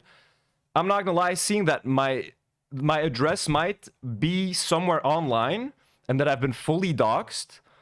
Because just to make something clear, I don't live, whatever address they've shared and they've put online, I don't live there. I live in Lebanon. So they are literally just putting my family at risk. So like what I would say is that, first of all, it doesn't fucking matter what you say. Like whatever I said about Asmongold's dad or Asmongold, I'm sorry, it does not warrant threatening physical violence against me or my family. It doesn't warrant threatening me with like, hey, I have your address and everyone has it online and your address is up somewhere. I tried to figure out where, on what community my address was up. I couldn't really figure it out. I have no way of knowing. But I mean, this shit's fucking scary. And this is Asmongold's audience. I'm guessing this is an Asmongold fan because it happened after Asmongold shared that clip on his channel. I'm not blaming H3 fans, but what I would blame H3 for is trying to get in bed with people like this. H3 has been complimenting Asmongold for the last few weeks. They did a whole segment defending Asmongold versus me for like 20 or 30 minutes. Ethan forced Casey Tron to apologize to Asmongold during her settlement apology. They are actively courting his audience. They're actively going after these fucking people that are literally telling me, hey, did you see that someone fully doxed you? Your address is up. Lol, lol. Now, yeah, Drax says it's a lie. Part of me also thinks it could be a lie. I mean, I don't know. But the fact that someone felt like it... I've also gotten weird DMs. I've gotten someone who sent me like a weird... fucking angry DM who also sent me the same DM as an email. Like, hey, you didn't answer my fucking DM, you fucking coward. Like, I'm getting weird fucking harassment. So I'm sorry, me saying a couple of maybe mean things or like making a bad fucking joke on stream does not warrant actual fucking harassment, does not warrant doxing my fucking address or putting my fucking family in danger. So fuck these people is all I can fucking say. But yeah, I feel Madison, and she's got a kid. She's got a kid, so getting messages like, we're going to break your family's jaw, that shit can be fucking scary. I'm sorry. Especially when dealing with fucking insane people and parasocial fucking incels that are fans of Ethan Klein and Asmongold. Like, yeah, that shit could be, it's fucking freaky. I'll say that. And it's new to me. I mean, again, I've only been streaming for a year, guys. I'm not used to this shit. Like, I've heard of famous streamers talking about getting doxxed. I've heard about Ethan being like, I've been doxxed, or Hassan. People with like millions of followers, people who have like a big target on their backs and people go after them. I got fucking not even 30,000 YouTube subscribers and I'm getting fucking doxxed. And like, not that I'm not saying that I'm not trying to justify doxing larger creators. No one should be doxxed. But for me to be going through this after just like a year of streaming, I guess you have to make the right enemies when you stream. And I guess I made the wrong enemies. I don't know. I mean, they're the right enemies to have. That means, you know, our morals versus their morals, but... Doesn't harass people. That's not true. Let me explain to you absolutely, provably, empirically true. Do you want to hear my perspective, or do you want to fucking just keep playing clips that your production team put together? Ethan's not even really a commentator anymore. Rachel Atwood sends $2 and says, Ethan needs better therapy, not better help. Though definitely, Ethan needs to double up. Ethan needs to stop paying his lawyer and start paying his therapist more. Whatever money Ethan has been spending on lawyer fees and lawyers, he should have been spending it on therapy. I think it would have made him a lot. It would have done him a lot of good, and his whole community and his whole podcast. He's a CEO, a capital owner, and his product is drama. I really miss the time when we could produce fun segments without having to sensationalize or clickbait it and just upload it and knowing people were going to enjoy it. I think the only way they'll push it is if it's like hyper specified to you, which is why super specific like drama stuff tends to do the best. Ethan has long said that he Wait, sorry, I want to hear that again. Perspective, or do you want to fucking just keep playing clips that your production team put together? Ethan's not even really a commentator anymore. He's a CEO, a capital owner, and his product is drama. I really miss the time when we could produce. That's true. The product right now, the H3 output, what people associate the H3 podcast with has become drama. What is he going to say about Hassan? What is he saying about the lawsuits this week? Like, when you think H3, you think at this point like anti-Semitism, Hassan, lawsuits, iDubbbz, like, you know what I mean? 2 years ago, 3 years ago, tell me H3, I think about Goofs and Gaffs, Teddy Fresh, that weird soundbite, whatever the fuck was his name, Humongous, like shit like that, you know what I mean? Now it's just all negative. It's all bad. It's like Hassan harassment, or like this person being harassed, or this person harassing this person, or this person being mean to this person. Like, it's literally all it is. And yeah, Ethan's even admitting like the Goofs and Gaffs videos don't do well anymore. Why do you think, Ethan? Honk Big just gifted another 5 Do Not Worry memberships. Thank you so much, Honk Big. Let's fucking go. We are at 360 members, 10 members away from hitting our goal. Thank you so much, Honk Big. That's so generous. W's in the chat for Honk Big. Let's fucking go, baby. I'm going to update the thing on the side here. Fun segments without having to sensationalize or clickbait it and just upload it and knowing people were going to enjoy it. I think the only way they'll push it is if it's like hyper specified to you, which is why super specific like drama stuff tends to do the best. Ethan has long said that he models the H3 podcast after... Well, because at this point he's gotten his audience, the audience expectation now has become the drama stuff. And look, you could even say the same thing about my channel. Regular episodes where I don't talk about Ethan or Ethan drama, they don't do as well. As soon as we mention Ethan, people want to watch it. You could kind of say I'm on a micro level in a similar boat. Drama stuff does better. Regular chill stuff doesn't do as well. But what I've noticed is that the engagement on, like, if the views might not be as strong on a drama-free episode, the engagement is still high. The engagement is very high. The audience is having fun. We're talking back and forth. The live chat is very lively. Everyone's having fun. So less people watch it, but the people that do watch it love it and appreciate it more. And that, to me, is just as satisfying as getting a lot of views, because you can get more views but less engagement. It ends up being the same fucking thing at the end of the day. It doesn't really matter. You know what I'm saying? For the Howard Stern show. But Ethan's ignoring a big difference here. Howard Stern had bosses. Howard Stern had limits set by people that were above him. Ethan Klein answers to no one, and that's part of the problem. How the fuck are you supposed to grow a business? I'm liking this video, by the way. Alex is being it's a very... I like his approach to the video. It's very chill. I don't know how to explain it.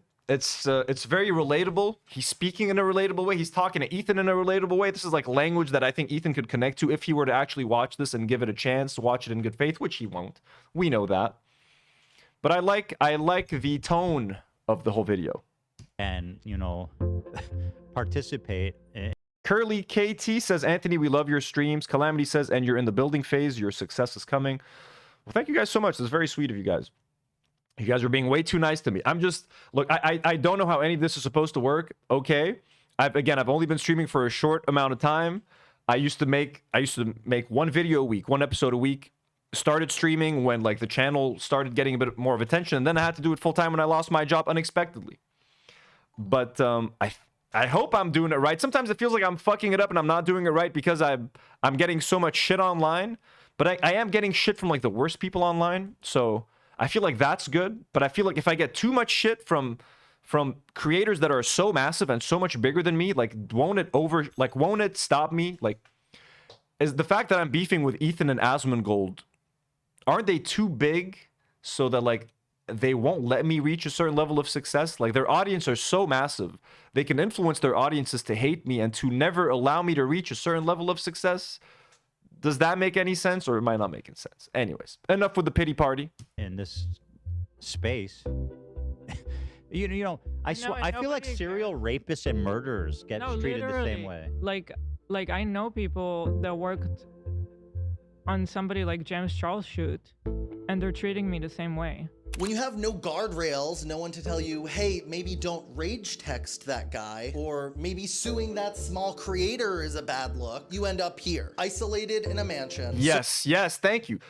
This is where I feel like the crew should have stepped up. What Alex said is that Ethan doesn't have bosses. He doesn't have anyone to answer to. That is a very good point. That is correct. He doesn't have anyone to answer to. This is where I was hoping that the crew, because the crew they're more than just Ethan's employees, or at least I used to think they were. I used to think that Ethan had a genuine relationship with the crew and could ask them for actual advice, and that they could step away from the employee role and give him advice as friends. And I don't know if they have over the last 2 years. To be fair, I don't know if they've tried and failed.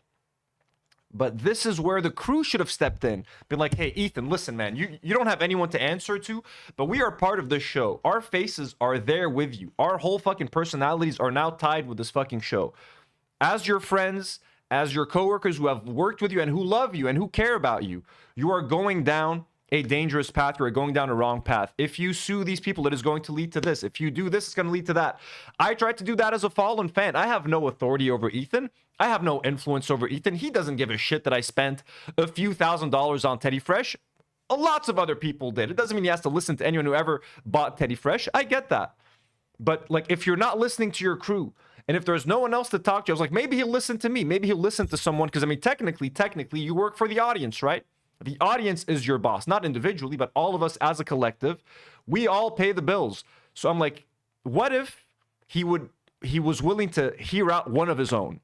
Someone who used to spend, again, hours watching H3 every week, who spent thousands of dollars buying Teddy Fresh, who literally modeled his whole show after H3 podcast and called his show, Do Not Worry, as I used to refer to my show as the Lebanese H3 podcast. So he refused to listen to anyone who would fucking tell him anything. Like, the next best thing, like, fuck having a boss. Like, the next best thing is listen to your fucking crew. Listen to your fucking team, man. Like, we know Ela wasn't going to tell him anything to stop. Ethan, keep going. Ela was probably egging him on. She's like fucking encouraging him. Let's go. We have to stop all these pieces of shit. Anti-Semites. Calling us Zionist. What the hell? Like, he didn't listen to his team. Or his team failed to make him listen. I would have fucking been like, Ethan, fucking stop. Like, if I were Dan, and I had... Because Ethan needs Dan. Ethan's never going to fire Dan. Ethan's show would fall apart without Dan. So Dan needs to know that he had the power.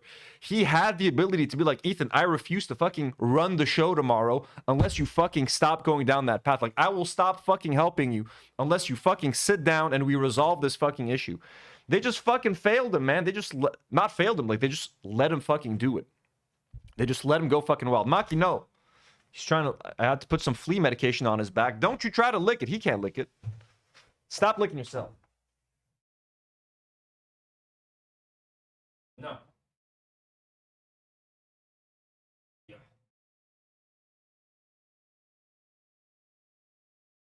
Well, that didn't help. Surrounded by yes men and convinced the whole world is out to get you while you bleed subscribers by the hundreds of thousands. I don't talk about this because, Bat Pierogi gifted another Do Not Worry membership. Thank you so much, Bat Pierogi. because it's painful and I don't want people to know. But I'll say, I mean, it's from a professional perspective, our entire lives are ruined.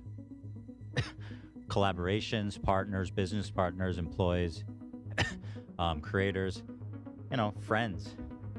Brittany Broski just completely stopped responding to me. We talked about this. I did a whole live stream reacting to him and Ela talking about the failed Teddy Glow launch and how they can't collab with anyone. And this is something I warned them about literally a full year ago in my video. I'm like, you're going to get to a point where no one wants to be associated with your brand. You are pushing away all of these young creators. You are harassing all of these beloved creators that have massive influence and who are beloved by many other young creators and your peers in the streaming and YouTube industry. You are isolating yourselves. You are putting yourselves on an island. And literally a year later, after I warned him, like, this is what you're doing, you're actively doing this, he sits there and goes like, no one wants to collaborate with us. We can't get any brand deals. Models don't want to model for Ela anymore. Yeah. Why do you think that is? And even with all of that, they still double down. They still want to go forward with the lawsuits. They want to make Casey Tron read this weird ass fucking hostage apology. Like the whole thing. Brittany Broski. Look, I don't blame her if she doesn't want to get involved in. I've seen what this harassment looks like, and I've seen what she received for basically doing nothing, right? Like, So- what was the other alternative? What did you think was going to happen? What did you think was going to happen? And again, you might be getting some views, some leftover views from these Asmongold fans and these Nick DeOrio fans that love the drama, but are they buying Teddy Fresh? Are they going to support you beyond just watching your show? You might get a couple of super chats from them, but like, are they long-term? Are they fucking hooked? Are they going to show up to the live shows if you were to do live shows? Are they going to buy the fucking merch? Like, again, do I need to bring out my Teddy Fresh stack? You know what I mean? You've alienated all of these female audience members. You've attracted all of these incel fucking males, and you want to launch a makeup brand. Okay. I mean, I don't need to tell you that that's not going to go well. You know, you have access to your own numbers. You know Teddy Glow's not selling well. I'll just take the guess. Blame her for wanting to not be involved in that, but it doesn't feel fucking good knowing that somebody that I was friends with in real life, that I had rapport with, that I hung out with, that I talked to about, you know, making a show together at one point, that we were in like regular contact, just like all of a sudden fucking quietly unfollows me and everything H3 related. Well, people are saying Nate could do Dan's job. I mean, I guess he could, but Ethan is just too attached to Dan, you know? Like, sure, I don't blame her. I'm not angry at her, but like at the same time, just, I mean, what the fuck did I do?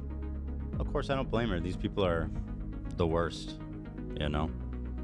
What the fuck did I do? Why would anyone want to be associated with you when you're out there suing no less than 3 creators? You want to sue Redditors. You're threatening other creators with lawsuits. You harass creators on your podcast, call them different names, make fun of how they called Mika.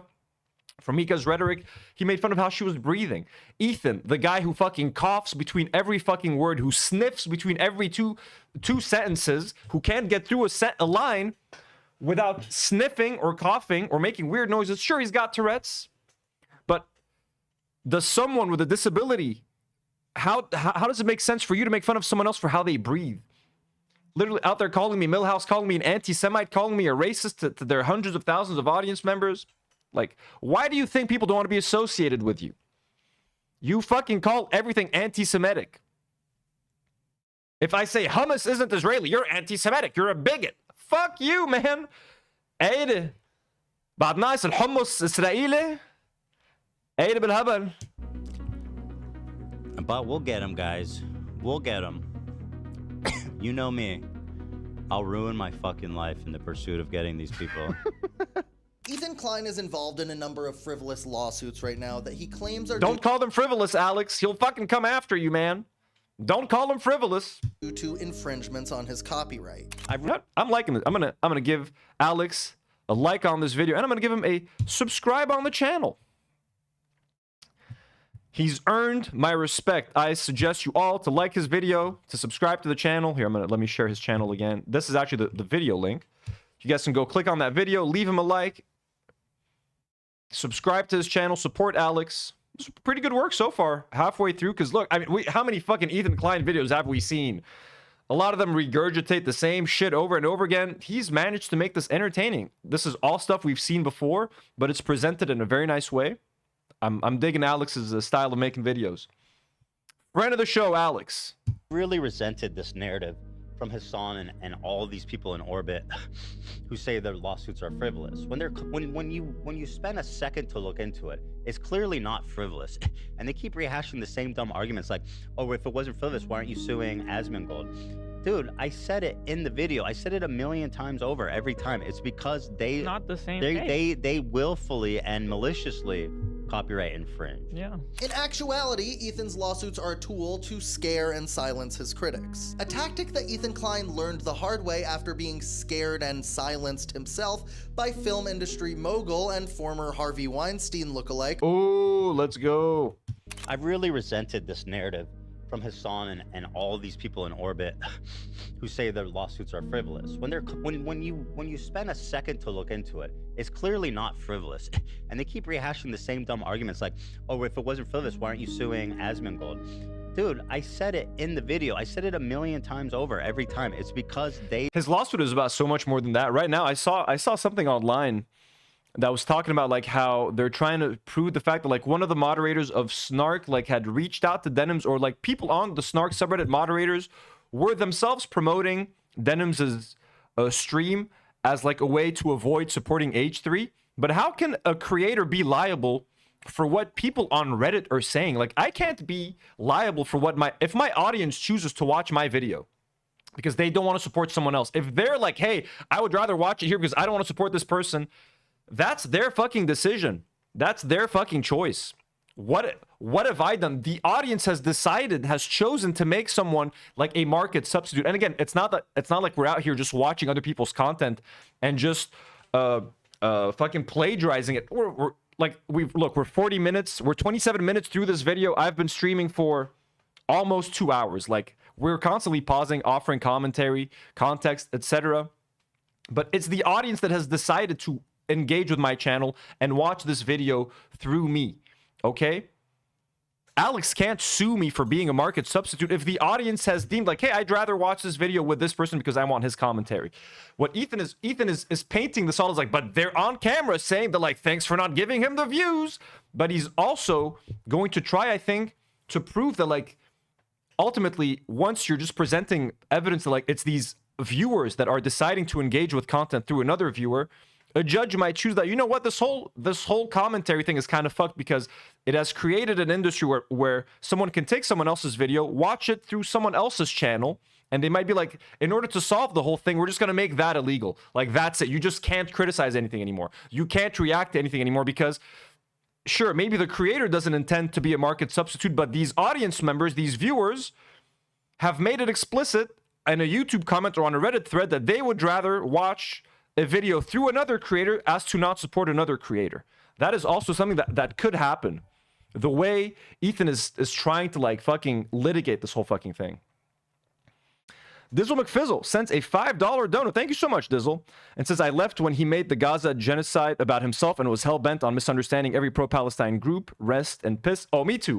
I literally made a whole video that listing everything that Ethan said or did to make me leave. And it was just one after the other. It wasn't an overnight thing. Ethan and Hila think that like we just woke up on October 8th, like fuck Ethan, fuck H3, fuck Ethan, fuck Hila, fuck Israel. It was like, it's always been fuck Israel.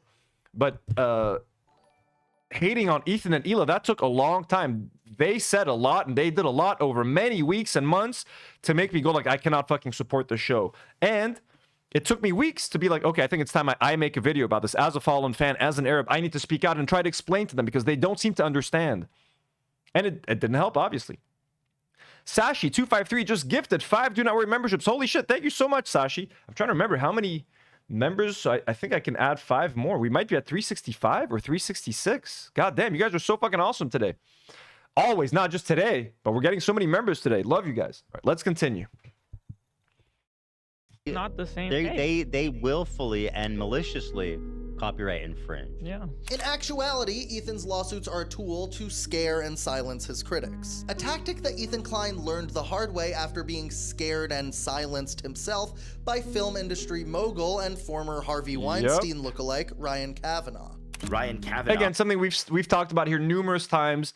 The reason Ethan wanted to sue Casey Tron and Denims and Frogan and to get them to apologize is because he went through the same thing. He had to record his own embarrassing 2-minute apology to Ryan Kavanaugh, or 3-minute apology, live on his podcast, take things back. But again, we've even mentioned, because we've reacted to Ethan's apology a couple of times, at least the apology that Ethan read was like, it was all on topic. He just addressed the things that he did wrong. He copyrighted the boxing match and he defamed Ryan Kavanaugh. Ethan made Casey Tron talk about all this irrelevant shit. Hassan didn't give me money. There's anti-Semitism on the left. I apologize to Asmongold. Like, what the fuck does any of this shit have to do with that? So he used that opportunity to just embarrass her and win personal points and score fucking, you know what I mean? Like little meme points. That's what's so fucked up about the whole thing. He really took advantage of it just to embarrass someone and to make someone feel what he himself felt and what he can't make Hassan feel. Ideally, Ethan would do this to Hassan, but he can't. He can't do it to Hassan. So he has to do it to everyone else. His orbiters, his snarker orbiters, people with not enough money to defend themselves, people who will most likely accept a settlement because they don't want to ruin their lives and they don't want to deal with the fucking harassment that Ethan's audience is fucking launching upon them. You know? Was probably one of the last, real powerful men that he went after. Look what happened with that. Casey Tron had to do a similar form of public humiliation that he did with the Ryan Kavanaugh lawsuit. To Ryan Kavanaugh. Yes. Are these guys fans of the podcast? Have they been watching the show? They're making a lot of good points that we've made here many times. Not that I'm a fucking genius. Everybody, anyone with half a brain can figure out what's happening and has probably said what I've said here. But like, word for word, yes. The Ryan Kavanaugh lawsuit / apology / settlement was the prototype. It's what inspired this whole thing. And Ethan was learning up close from Ryan Kavanaugh, seeing how this shit happens. Like, okay, mediation, all the stuff. Because he talked about it. He talked about his mediation with Ryan Kavanaugh. The only reason I know what mediation is because Ethan was describing step by step the process of his lawsuit with Ryan Kavanaugh. So he knows this stuff now. Now he's using this knowledge from another rich millionaire CEO, which he also fancies himself. He's like, okay, Ryan did it to me. Time I do it to someone else. But the difference is Ethan was rich. Like Ryan Kavanaugh sued Ethan, who was a millionaire. Ethan is suing non-millionaires. He's suing tiny fucking creators. Some of whom are on stream crying because they're struggling with their financials. Because in part, there's a fucking $150,000 lawsuit that they're trying to fucking deal with in parallel and all the fucking harassment that comes with it. Join the Discord, folks. Jim has just shared the Discord link in the live chat. If you guys want to join our community, have fun on our Discord, play some Wordle, listen to me talking about getting doxxed, join us online. I want to offer my sincere and unreserved apology. At the time, I was led to believe you were behind a particular copyright lawsuit. Acting on that belief, I went on and attacked you publicly and persistently. In doing so, I failed to consider the personal impact of my actions, and I lost sight of the basic respect every person deserves, regardless of any dispute. that hits home. Because of the attention I placed on you, I know that you and your family became the target of harassment and hate. And truly, none of them deserved any of that. The hurt that, was caused by my actions is something I take full responsibility for, and I am truly sorry for that. With this apology and with full respect, I ask that anybody who may have been acting on my behalf directly or indirectly stop immediately. Ryan and his family and his associates should be... You guys want to know how much of a loser I was? I actually DM'd Ryan Kavanaugh on Instagram years ago. A very respectful DM, mind you. I was like, hey, Ryan, I'm sure if you and Ethan just sat down and talked it out, you could put your differences aside. You guys have more in common than you think. Just drop the lawsuit, all in good fun. I literally sent that DM. I've always been one to ask people to drop lawsuits, whether it's against Ethan, whether it's Ethan suing other people. I've always been the one to be like, hey, just drop the lawsuit, just talk it out. I literally DM'd, and I remember deleting the DM because obviously Ryan Kavanaugh was never going to see that. But then Ethan was like, hey, please don't reach out. Make sure you never DM them. You're just going to make it worse. I went back and I deleted it. I remember at the time. But I was so into H3. I was so into all right, we need to defend Ethan. He can't lose against Ryan Kavanaugh. He's a fucking asshole. I literally DM'd Ryan Kavanaugh. I was like, hey, why don't you just talk to Ethan? He's a nice guy. That's literally what I did. That was 3 fucking years ago. And I tried to do the same with Ethan and the girls. I'm like, hey, drop the lawsuits. I'm always going to go for drop the lawsuits. I don't like lawyers making money for nothing. Okay? So, yeah, that was so fucking lame of me. Could you guys please be friends, Ryan Kavanaugh? Ethan Klein doesn't mean any harm. Little did I know. Little did I know, man. Hey, look, there's no shame in admitting that. I am a fallen fan, admittingly. You guys know my trajectory with H3. I think I've made up for that by this point. But I was in the family, man. I was fucking brainwashed. Literally, I fucking DM'd Ryan Kavanaugh. I'm like, hey, please don't sue Ethan. You guys can be friends. And I was right. They became friends. After all this time, they became friends. And what brought them together? Israel and Zionism. I told you 2 years ago, Ryan Kavanaugh, you guys have probably more in common than you might think. Ethan is just joking and stuff. And look at that. They're now friends. And they connect over their love of Tel Aviv and all that stuff. Yeah, right. Aiden Copycat says, at least you weren't sending death threats. That's right, right? And at least I'm not doxing people, Sure, I might say something a little tasteless on my show, but I've never messaged anyone telling them hey, we've doxed your family, by the way, lol. Your address is up everywhere, lol. Or threatening to break people's jaws. Yeah, no, I actually ask people to drop fucking lawsuits. I'm too sweet for this world. I'm too nice. I am too nice. Jesus.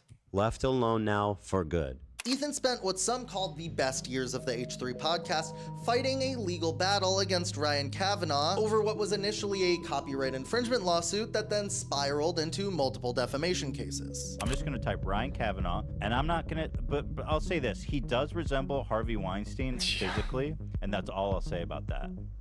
If you Google Ryan Kavanaugh, you'll probably find on the top. Does Ryan Kavanaugh look like HarveyWeinstein.com? What the fuck?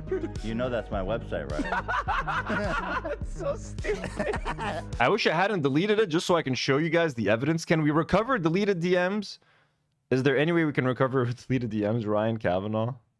No way, right? Ryan Kavanaugh message. Yep, I deleted them. Should have saved them as evidence. Should have saved them as evidence. We made that website to help the public. 5 months ago, those lawsuits finally settled, with Ethan on the considerable losing end, having to deliver a public apology to Ryan Kavanaugh on his podcast, as well as censor all of the previous mentions of him on his show. I'm not accusing Ryan Kavanaugh, the guy who's suing me from Chiller, of sexual impropriety. I just think they look similar. That's all. Just make that clear. Oh shit, that's what it looks like now? They look similar. That's all. Just make that clear. Just cut the whole segment off. Why'd you have to do this? Just cut it out. Having to remove the best years of your videos and apologize to someone who financially wrecked you for what's probably hundreds of thousands of dollars has to inflict some form of psychological trauma and damage on you. But for Ethan, settling with Ryan Kavanaugh was just a necessary evil so he could pursue his righteous cause of suing women who reacted to his YouTube video.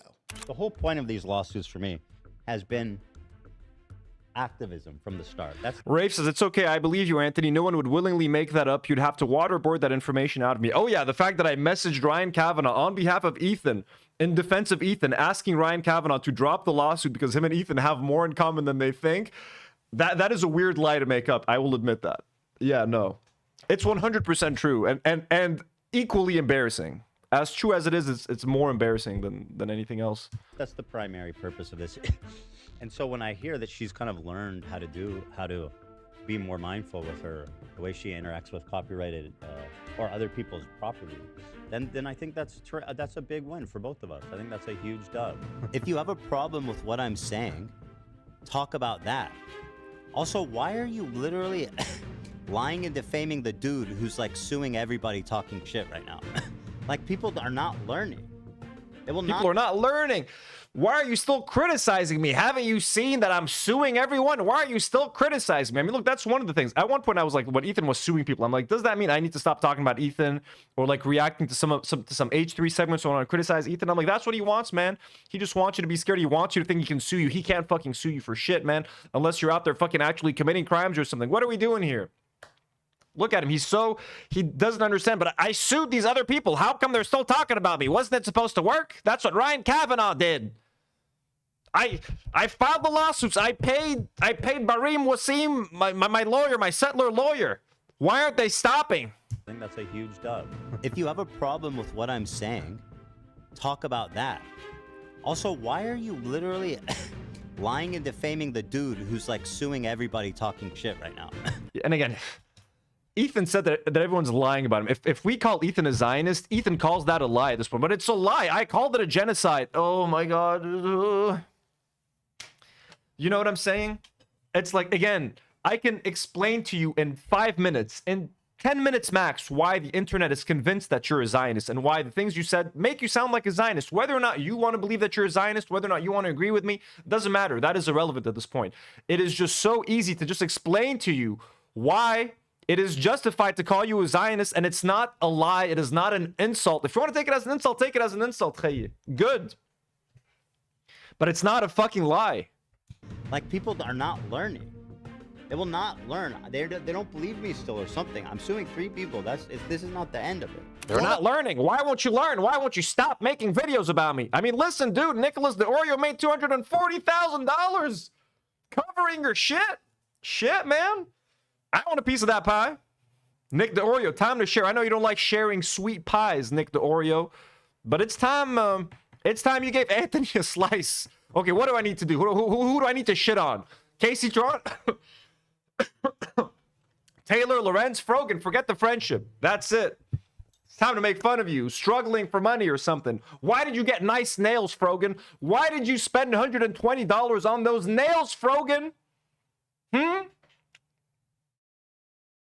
Out there getting your nails did instead of donating that money to Gaza?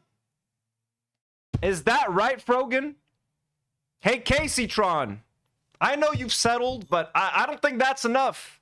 I think you owe Ethan another 20 grand, Casey Tron. Hey, Denims, what's with that OnlyFans, huh? Out there making OnlyFans content? That is shameful. We're just kidding, folks. We're kidding. I'm just trying to get some of that Nick the Oreo money. Give me some of that Nick the Oreo money. We're kidding, folks. We're kidding.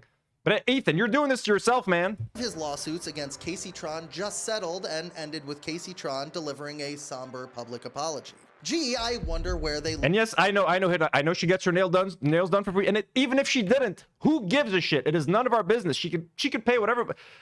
Hey, why did you get a haircut? Why'd you get a haircut every 2 weeks? How much money are you spending on your haircut? It's like asking a guy, why are you getting your beard trimmed or something, man? It's fucking crazy. It is none of our business. She could be spending whatever she wants on nails, whatever the fuck, man. It is none of our business. I'm just fucking around to show you how absurd it all is. learned that trick. I want to begin by stating I take responsibility for infringing the Spew Wookie Boy says, I'm going through Ela impression withdrawal. Help a brother out. I guess Spooky Wookie, hello. I forgot how to do the voice. Kissatron, apologize to Asmongold. content nuke. The lawsuit was not frivolous. When I said the lawsuit was frivolous and based on misogyny, it was to garner sympathy, protect my own reputation, and retaliate against the Kleins. You know what? I should just let it play for you guys, right? And we can go back and enjoy certain moments of it. Or, I mean, not enjoy, because certainly that's not the right word to say, but to appreciate. You know, Casey Tron on multiple occasions has said that she felt that she couldn't afford to do it because she is taking care of, you know, multiple family members who cannot work. And Ethan Klein doing that, knowing that situation, and instead forcing her to release some sort of hostage-style apology, just kind of makes the whole situation look incredible. This guy reminds me of me, because this guy is called a journalist. Like, all the information he knows, I know that information. It's so fucking stupid. Like, not stupid, but like, he's out there explaining the Ethan Klein thing as if it's like this like important piece of like political news. Like, I mean, Ethan like, it's like, yeah, this is all useless information that we all know right now. Everything we're engaging in right now, this whole fucking thing is so stupid. And the fact that this journalist has to sit there and explain it as if it's anything important or as if it has any merit in like real life is kind of just fucking crazy. You know what I mean? I'm not criticizing him. I'm just criticizing the world we live in. The fact that a journalist, instead of covering, you know, hunger or whatever, you know, racism in America, he's out here covering Ethan Klein. Spooky Boy just became a member. Thank you so much, Spooky Boy. Well, welcome to the members. Happy you're here. A Raider of Ramallah. La la la la. That is kind of Borat, right? I mixed it with Borat. Noxalato sends $2 and says, PSA, Rich Lux milked Eugenia Cooney's ED for content. ED. Is that erectile dysfunction? What are we talking about? PSA, Rich Lux. Rich Lux is doing Hassan content now. Rich Lux will do anything to get views. Rich Lux is desperate as shit. You know, gross. It's clear that Ethan's goal here is not to establish some kind of new precedent for copyright law. It's just to inflict the same trauma and public embarrassment that he received from Ryan Kavanaugh onto his own enemies, who are, again, mostly women creators who have smaller subscriber counts than him. Ethan has kind of used that, you know, these women did this, you know, copyright abuse in his mind as kind of like a way to shoo off any of the criticisms of misogyny. Yes, they've been using that copyright stuff. And I mean, look, even if you do think they did copyright infringement, even if you do think there is a case to be had, granted, I can have a conversation with you. But when you say they did copyright infringement, that means they need to lose their home. They fucked around and it's time to find out. They deserve to get harassed. They deserve to get their online career completely ruined. All of that shit. They need to lose all of their money. They need to pay $150,000 in damages, pay for their lawyer fees, cover Ethan's lawyer fees. They need to be banned off the platform. Like, people just want to see these people suffer. It's not about the fucking justice at this point. It's literal fucking punishment from a bunch of fucking misogynistic incels. To the lawsuit stuff. Now, people are scrambling to draw defense up for the indefense. Oh, eating disorder. Sorry, eating disorder. Holy shit. My bad, guys. It could also be erectile dysfunction. If you... What? Cialis for daily use. All these American commercials. I lived in the States for like 8 or 9 years, and man, all these fucking commercials are stuck in my head forever, man. 800-588-2300 Empire. That's one. Head on, apply directly to the forehead. Head on, apply directly to the forehead. Head on, apply directly to the forehead. And Cialis for daily use. That way, you can always be ready when the time is right. Contact your doctor if you have... And then they get into the whole fucking side effects and shit. There is basically 3 people making the most damning confessions on video. There is no way to honestly defend these people. But I predicted what would happen, and of course, it's exactly what's happening. The refrains are attacking women, attacking small creators, silencing pro-Palestine silencing voices. criticism, targeting pro-Palestine voices, etc., etc. Ethan's audience also knows that he's going through some kind of extended crash out because they try to inflict the same trauma and psychic damage onto whoever Ethan tells them is the enemy of the week. What Ethan's audience doesn't fully understand when trying to do this type of harassment is that by trying to give the snarkers a taste of their own medicine, they've become addicted to the formula of gaslighting and public harassment, just like the snark communities do. Harassment podcast. Yeah, that's what the H stands for. Again, there's another snarking talking point. Sounds like such a Karen. People outside of the snarking community don't use certain lines of attack. Like calling our podcast a harassing, what do you call it? A harassment podcast. A harassment podcast it's nobody outside snark says that. It's just an insanely dumb, totally random attack line that is just totally imagined. Their world has gotten so much smaller. Like when I see Ethan, I just imagine him standing on a smaller and smaller platform. Like he's standing on like an ice on a sheet of ice in the middle of the ocean, and that sheet of ice is just melting and melting and melting and melting and melting. And his circle of friends, his circle of associates, the people that he can talk to about this is just keeps getting smaller. And like, I think less people want to hang out with him, and all he wants to talk about is like, imagine you go to his house, like, hey, let me show you this thing that Hassan Piker did. Like, who's Hassan Piker? All he thinks about is Hassan Piker, Snark, iDubbbz, and Anissa. Like, how can he even build relationships with people? How can he even connect to someone? Everything he knows, all he talks about, everything he obsesses about is like this tiny little, only the smallest circle on the internet cares or knows about this. So like, he just looks and sounds insane to me. It's just this person sitting alone, literally on an island, isolated. And he's more alone and more isolated every single day as more and more people jump off of this fucking iceberg. There's psychotic world. Snark is a made-up concept by Ethan Klein to weaponize his audience against people he disagrees with. I don't care what influencer you are. There is an audience of people who hate you. You know, every influencer has a snark community, if you feel that snark is a valid term. Mm-hmm.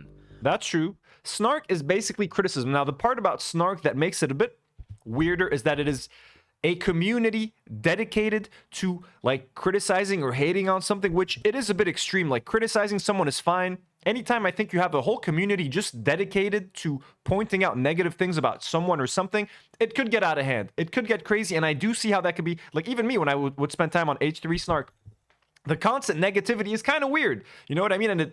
And it's but that's a lot of Reddit in general. And it's felt really good disconnecting from Reddit, honestly, because it is weird when everyone is just constantly focused on negativity. That's got to have some kind of an impact on you. Even when you're reading negative comments about yourself, that's what's happening to Ethan. He's constantly just reading these negative comments. These people are saying this about me. They're saying this about me. I need to prove them wrong. He lost his fucking mind.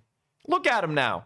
He can't have a normal conversation with someone. He's probably at a restaurant ordering something, and he has to bring up Snark to like the waitress. What the Snark subreddit said? Like, sir, what are you talking about? What? Do you want eggs or fucking bacon? You know what I mean? And he's out there talking about Snark. It's like, relax. We exist in an online space that thrives on negativity. And I think Ethan Klein's packaging of snark has been incredibly lucrative for him. This type of information warfare is a dime a dozen on the internet these days. Almost every online figure has a snark community in their name. But for some reason, Ethan claims that his snark community is the most dangerous. I mean, how extreme do I need to get these people's attentions? I just don't understand. Because at a certain point, I personally, as a parent and as a person, I can't just sit idly by and let these people continue doing what they're doing. For that reason, he's spending even more of his hard-earned YouTube and Teddy Fresh money trying to subpoena Reddit and Discord to dox the individuals behind the snark accounts. Y'all thought I was playing games? I'm coming. Y'all thought, oh, Ethan's not gonna get our info. Oh, look at Ethan, he's not this and that. Oh, Reddit's not gonna give it. Oh, they're not gonna give us up. You're done. You're cooked. I'm coming. All I need is your IP address. And so ultimately they will have a charge of copyright infringement filed against them? That's correct. That's the idea? Yep. Uh-oh. The charge is specifically inducement of copyright. I don't know. There's some specific inducement. There's some specific terminology for it. But then also, because some of your cohorts leaked your Discord messages to us. I think his case against the snarkers or the Reddit could potentially be the most damning one, because all he's going to try to prove there is like, look, these people, these audience members because they don't like me, they don't want to engage with my content. They would rather go to other creators to watch my content through them. So because they don't want to support me, they're supporting these other people indirectly if they want to watch my shit through them. So he can't blame that on the creators themselves. The creators aren't doing anything illegal by just reacting to a video, right? We all do that. It's fair use. We can watch a video, offer commentary, etc. Doesn't matter. But the fact that if he's going to try to prove intent that like these people are trying to watch these videos and trying to like encourage others like them to not watch my video and watch other videos, he's going to try to make it. I'm not a fucking legal expert, as you can tell by how I'm struggling to fucking say this, but he's going to try and make it seem that like these viewers are the ones, like, you shouldn't give the viewer the choice to choose. If the viewer wants to watch my video, they should only be allowed to watch it through me, because if you give the viewer the choice to watch it through me or through someone else, if they don't like me, they're going to go watch it through someone else. That someone else is going to get the revenue that I was supposed to get. So I think Ethan's goal now is to be like, it doesn't matter. At this point, it should be illegal for people to watch content outside of the original creator, because if they don't like me, they're going to watch someone else, and that's not right. I think that's what he ultimately kind of wants to get to. I think, because he's always had a problem with React content. He's always hated React content. He hates the fact that people can sit there and watch full videos, even if they're offering context, etc. He doesn't like it. He had the whole debate with XQC, even though what XQC does just sits there silently and steals people's content and like doesn't shout them out and stuff. It is wrong. Like, there are sites to like just sitting there and watching a 2-hour-long video without saying shit. That is fucked up, of course. But I think Ethan's goal is ultimately to just ruin React content for everyone. I think that might be one of the things he wants to do. Truth TV. Truth V7981 sends a $5 donor. Thank you so much, Truth. And says the lawsuits are morally wrong, just like it's immoral how ICE is enforcing immigration laws. Some laws are bad. He is using the law to harm and harass. No, absolutely. He's using the cover of the law, you know, to do this whole shit. But I think, just like Calamity's saying, he's about to fuck his own industry, and he is. I really think if Ethan like wins one of these lawsuits or something, I think this is the end of like React content. And there are a lot of people that react to content in an unethical way, I think, but they're just going to kill it for everyone. They're going to kill it for those who react ethically, and they're going to kill it for those who react unethically. But him using Redditors and viewers and their choice and them not wanting to engage with Ethan's content, I wonder if he's going to be able to use that, you know, as a way to curb reaction content. Have some of your Discord IDs, and guess what? We're gonna, if anyone's gonna have your real identity, it's gonna be right there. We're gonna have all your messages. Discord. And listen, don't try to erase them. If you erase them now, it's not gonna look good. And you should know that I'll still get them even if you erase them. I'm sympathetic to any. Al the Healer says it was dumb of them to say come and watch it with them, so they didn't give Ethan any revenue. But they didn't say that, Al, or Ale, the Al the Healer. They didn't say come watch here so Ethan doesn't get revenue. Denims was responding to a comment that said, I'm glad you're watching because I don't want to support Ethan. She's like, I'm going to stream it. She didn't say don't give him revenue. Frogan never said don't give him revenue. Casey Tron was like, a lot of people are saying they don't want to support Ethan Klein. Casey's line, you could say, was probably maybe the shittiest, and she's already settled. She's cool with Ethan. I don't even need to talk about the Casey situation anymore. They've settled. They're all happy with what happened. Anybody that's going through such, like, you know, that tells me rather that they're going through harassment, because I have dealt with so much of that. And so I was like, well, I'll try to help them. You know, they were making a lot of claims about Reddit at the time too, and snark subreddits, and that's something I've reported on a lot. I reached out to Reddit and I was like, hey, can you look into this? Like, they're making all these claims that they're being doxxed, and the CPS people are calling their, you know, from Reddit and everything. Reddit looked at. I'm being doxxed, Ethan. I'm being doxxed by Asmongold fans, maybe even your fans. I mean, I know you're trying to get Asmongold fans. I'm legitimately getting doxxed now. And I have nothing, like, I don't have any money to fight this, man. You think I can sue someone who doxed me or some shit? I don't even know, man. Who the fuck knows what these people are going to do? I got to fucking talk to my family, man. I don't even live there. Whatever address they're sharing of mine online, that's the scary thing, is that it doesn't technically affect me personally. It affects my family. So Into it, they were like, not only did we not find that, but like his community is actually being problematic and abusive. When it comes to Ethan Klein's crash outs, they are being milked for content. It's all about how much can you engage with and how much can you milk a lol cow. And Ethan Klein has proven that, like, he just wants the content. You know, he's milking himself at this point. There's no doubt in my mind that that's a pretty disturbing visual. Ethan as a cow milking himself for content. But yeah, that's what he's doing now. And he's extending it. The lawsuits are a content strategy, make no mistake. The fact that it takes like a year for a lawsuit to like get to court, that's like a year's worth of content between mediations and settlements and the settlement apology and then the reaction to the apology and then the thing. He's got content for a while, man, and then he's got other people, his orbiters, making content about those lawsuits, like Nick DeOrio, Legal Mindset, Girl with a Microphone. Everyone, there's this whole industry now. Let's track the lawsuits. Let's fuck with Frogan, etc. And Ethan knows the goofs and gaffs aren't bringing people in. He knows the Teddy Glow isn't selling anymore. He's got to do the drama. He's got to do. And if that means making himself a lol cow, shit. this is just like where he expects this to go and what he wants out of his YouTube experience. Now, if you don't watch my channel a lot, you wouldn't know this, but I was actually involved in a pretty public lawsuit as well. King of all pimps, who recruited then NY Governor Elliot Spitzer, hooker Ashley Dupre, claims his reputation was trashed by murder claim. What?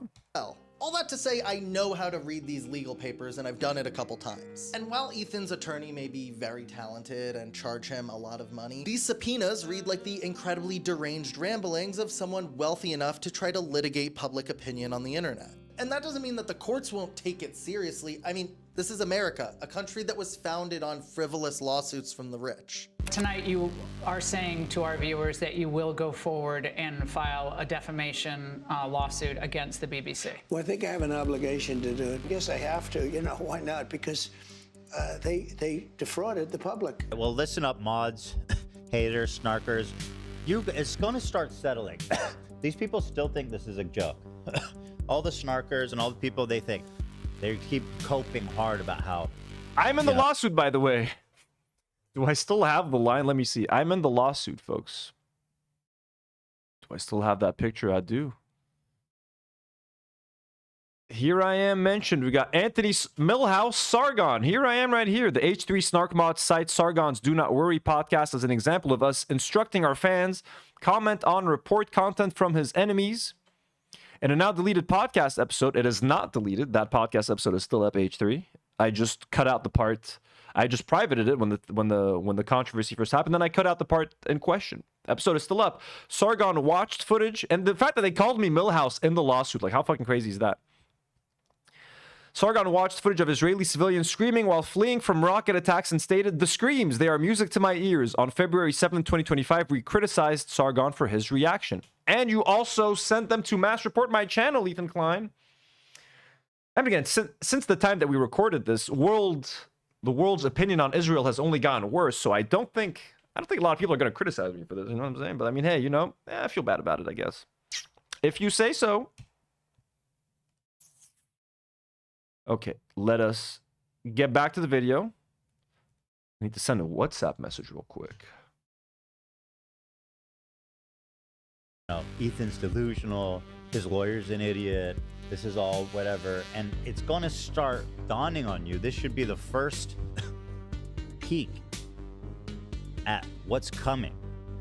And what's coming is the full fucking weight of Lady Justice's big, fat, swinging titties. But Ethan's not just pulling a... He's just like having fun with... He's just... Like, he has money, so he's just having fun with the lawsuit. Like, this one, it's just like, it's fun for him, too. Like, he saw the process, like, oh, I can do this, I can do that, I can add this stipulation, and I can write this. Like, he's just having fun. He's just a kid burning his money, just like this cash is burning behind Alex right now. Donald Trump here. He's taking a page out of the book of a very important attorney. So I'm really anxiously looking forward to an opportunity to depose CNN. This will be the first time this has ever happened. And I think CNN is probably quaking in their boots. We have demanded that they not destroy. Can we get the lawsuit thrown out because they used Milhouse as my middle name and it's not my real middle name? This suit is inaccurate. Throw it out. Lawsuit done. Solved. Problem solved. Any documents, any memos. We want to get the editors who told them to edit the tape. We want to get the commentators. And look, I know in my last video I said that Destiny was like Alan Dershowitz because they both love teenage girls and the state of Israel. Well, for Ethan Klein, he's like Dershowitz because they both love to sue people as a pastime. Oh, and because they both love Israel still. We can keep the Israel thing up there. He does love Israel. What do you think like Michael thinks about like frivolous lawsuits? I think that Michael, he would believe that everybody's entitled to, you know, be able to have a lawsuit, and I think he believed in the law and everything. But that's why he had he fought for his, you know, innocence. Yeah. You understand? Yeah, being compared to Alan Dershowitz is not the best thing ever. So should someone make a website, does Ethan Klein look like AlanDershowitz.com? You know? Ugh. Imagine being associated with Ryan, with Alan Dershowitz. Oh my God, man. And two-party consent laws, right? New York City's single-party consent. I only say that because I told you the conversation was private and you agreed. Not sure a court would see my messages as me agreeing with you, but I guess we'll find out soon enough. Oh, my bad. I thought New York City, like California, was two-party. Nope, here's a link to the law. This is not me threatening to sue you. I won't. More so just expressing my disappointment that you would agree to have a private conversation and then publish it. I was polite and respectful the entire time, my friend. Dog, The fact that Ethan now has to say, like, I'm not threatening to sue you, just says so much. Even again, when, I can't remember what episode it was, when Ethan and Hila, it was the Teddy Glow thing. They're like, hey, like, it was before the Teddy Glow launch. Like, try to explain to us why we're Zionists. Call into the show. They're like, hey, call into the show. We want enemies. This was like maybe 2 months ago. We want enemies of the show to call in. Just explain it to us. Let's have a conversation. Let's put this behind us. And then Hila had to say, like, we won't sue you, I swear. Like, the fact that now every time they talk to someone, I'm not going to sue you because that is the expectation you have now. This is their reputation. People who fucking sue people for anything. That while Ethan is DMing with someone, he has to be like, by the way, I'm not asking this to sue you. And when Hila tells ex-fans to call in, she's like, by the way, we're not going to sue you. You guys did it to yourselves. The fact that you have to fucking use the disclaimer, we're not going to sue you, by the way, says a fucking lot about you. And it says about how you look at lawsuits and how you use those fucking things.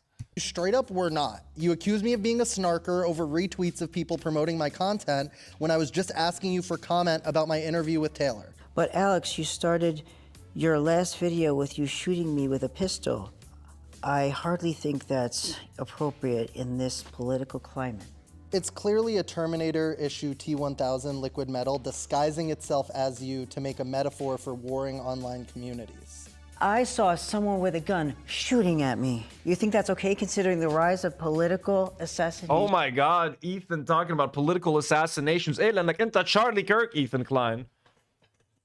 We are Charlie Kirk, we carry the flame. Well, you're not gonna like the new video either then. I've got a whole factory of T-1000 Ethans. Please do not include imagery of me being shot. I wouldn't. Or else I will sue you. Never and have never done that. LOL, the point is that you shot me. I can't tell if you're serious. I already told you, I shot the T-1000 Liquid Metal Edition. That's not you. But I know it looks similar considering the T-1000 can disguise itself as anyone and anything.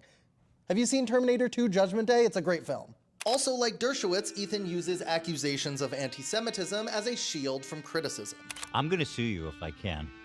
And I feel like there's a lot of ground to it. Yeah, that's going to happen. So fuck you. Like literally fuck you. How dare you? After all this time, you go regurgitate all this shit in the most hateful, anti-Semitic, obsessed... Is he talking about Cruel World, Happy Mind? It's going to happen. Uses accusations of anti-Semitism as a shield from criticism. I'm going to sue you if I can. And I feel like there's a lot of ground to it. Bro, he's so disgusting. He's so disgusting. Anyone that talks about lawsuits like, I'm going to sue you if I can. Like, dude, that's... Ethan, you're a fucking coward, man. I'm sorry. You're just a disgusting coward. You want to debate people? Fucking debate them. You think someone is wrong? Tell them why they're wrong. Have them explain why they're wrong and explain to them why you're right. Stop fucking suing people, you fucking coward, man. Disgusting. So disgusting. Yeah, that's gonna happen. So fuck you. Like literally fuck you. How dare you? After all this time, you go regurgitate all this shit in the most hateful, anti-Semitic, obsessive fucking freak way. And then to sit here and pretend like you're unbiased. Fuck you. So using anti-Semitism as like a protection has kind of always bothered me. Like Jews in general who use anti-Semitism to dodge criticism is something that like it's always been annoying, but Ethan took it to another level. Ethan made it his whole personality. Oh, that's anti-Semitic. I'm the defender of anti-Semitism. I don't mind Asmongold though, and I don't mind Nick Fuentes. You know, those are fine. Asmongold is fine, even though his audience loves Nick Fuentes. He loves Nick Fuentes. That's okay. But shit, this Millhouse guy, this anti-Semitic guy who used to pay me thousands of dollars for Teddy Fresh, he hates the Jews. Really? Why would I send you thousands of dollars for Teddy Fresh if I was anti-Semitic? Why would I watch a podcast hosted by two Israelis if I hated Jewish people? Make it make sense. I don't know, guys. I don't know. Someone help me out here. Grosses me out because anti-Semitism is a real thing. I have had pennies thrown at my head. I've been punched in my head for wearing a yarmulke. Like, I have dealt with actual anti-Semitic attacks. So claiming that me thinking that Ethan Klein, his video, the Casey-tron video is, it's kind of, upsetting, and it feels like the lawsuit was kind of just, this was the goal. That's not anti-Semitic. Using anti-Semitism as a crutch is just something that makes me feel icky. And Ethan Klein has definitely used that as a way to kind of like push away criticism. Ethan has even gone as far as partnering with radical. Exactly. I mean, I agree with everything these guys are saying. It's stuff that we've said here over and over again. So, right on. Radical Zionist Dan Saltman on a long-term sponsorship for the H3 podcast. And that's where the relationship with money kind of comes in, is that Dan Saltman pays for this sort of stuff and allows him also to, again, be kind of introduced to H3's community as part of the brand. The weirdest part of the brand where Ethan says horrible things and needs to cut out before they're live. You guys may have noticed we got a button sponsor. Look at that. Sponsored by Dan Saltman, friend of Destiny's. Let's go. Zionist extraordinaire. Oh wait, my glasses. Redact.dev, guys. They are our button sponsor. Basically, they've got a pre-roll. Whenever I hit the button, you'll see some Redact stuff now. It's a dream partnership. It just makes sense. People like to call me like an ultra Zionist, genocidal maniac. And in my mind, I think the Jews should have gotten half of Germany. I think that would have been the fair thing to have in that situation. So it's just... don't you just love the H3 podcast being associated with this ultra Zionist? Great. What a great podcast to be associated with. And Ethan is like, hey, Millhouse, why don't you want to come on my show? He missed out a great opportunity. Oh, yeah. I missed out on a great opportunity being associated with Dan Saltman, of being associated with Asmongold, friend of the show, of being associated with Nick Eat the Oreo. How could I ever say no to going on the H3 podcast? No. Such a big opportunity. I could have been side by side with girl with a microphone. We could have been yucking it up together. What? Me and my boy Dan Saltman? Ethan, say it isn't so.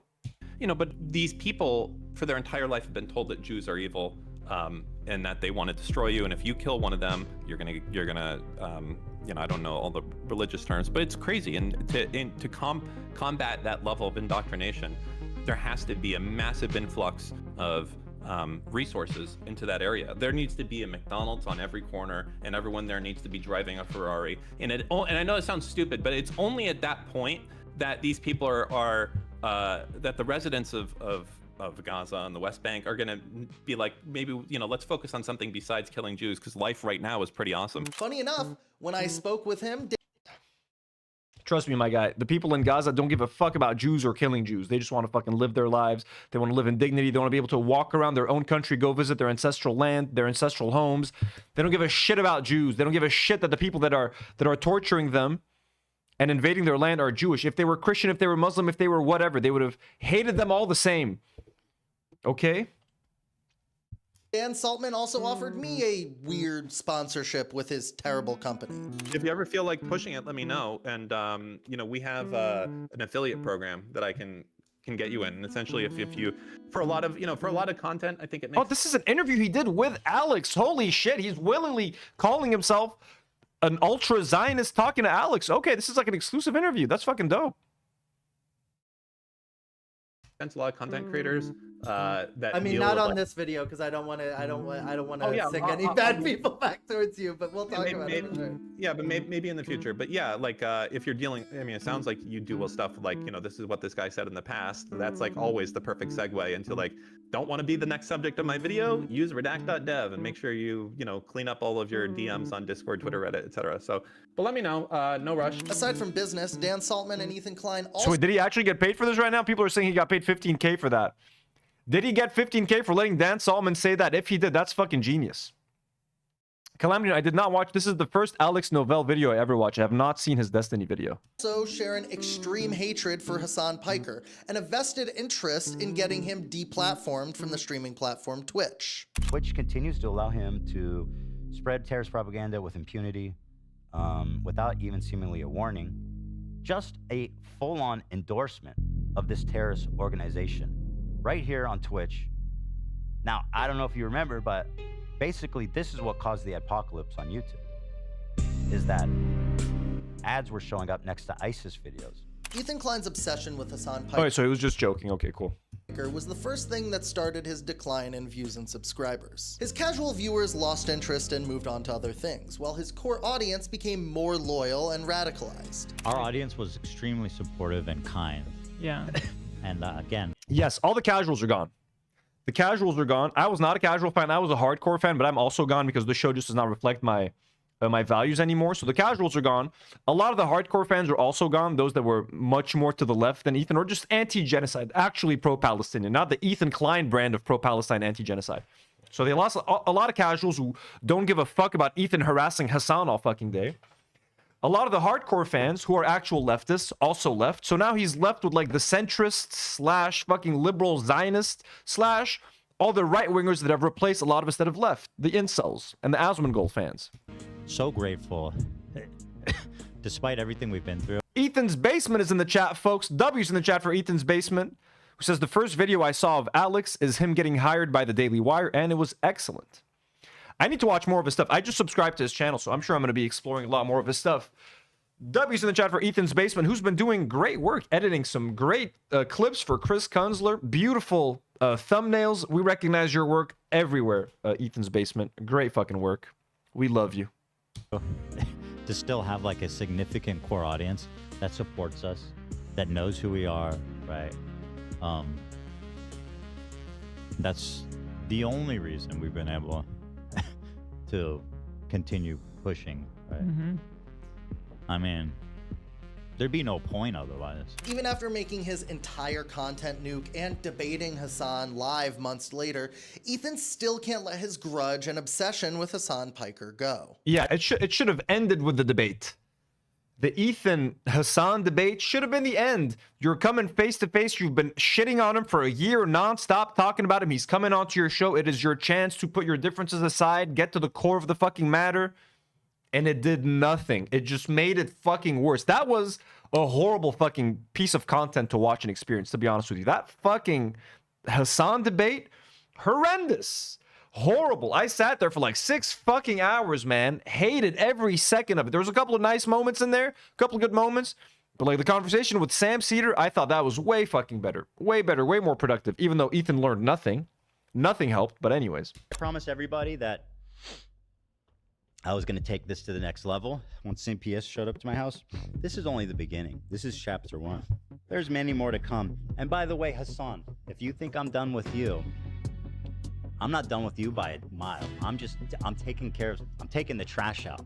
I'm saving you for my main course, you fucking propagandist, lying scumbag, terrorist supporter who spends all day lying. It's funny that— What the fuck? Dude, he seems so insane and so unhinged. Like, I'm sorry, man. I know that Ethan doesn't care. Him and his fans think that this is completely normal and that this is a dump. Oh, fuck around and find out. Ethan's such a badass. Whoa. But it is, it's just fucking insane. Scumbag out. I'm not done with you by a mile. I'm taking the trash out. I'm saving you for my main course, you fucking propagandist, lying scumbag, terrorist supporter who spends all day lying. It's funny, this narrative. He's so petty. He's so angry.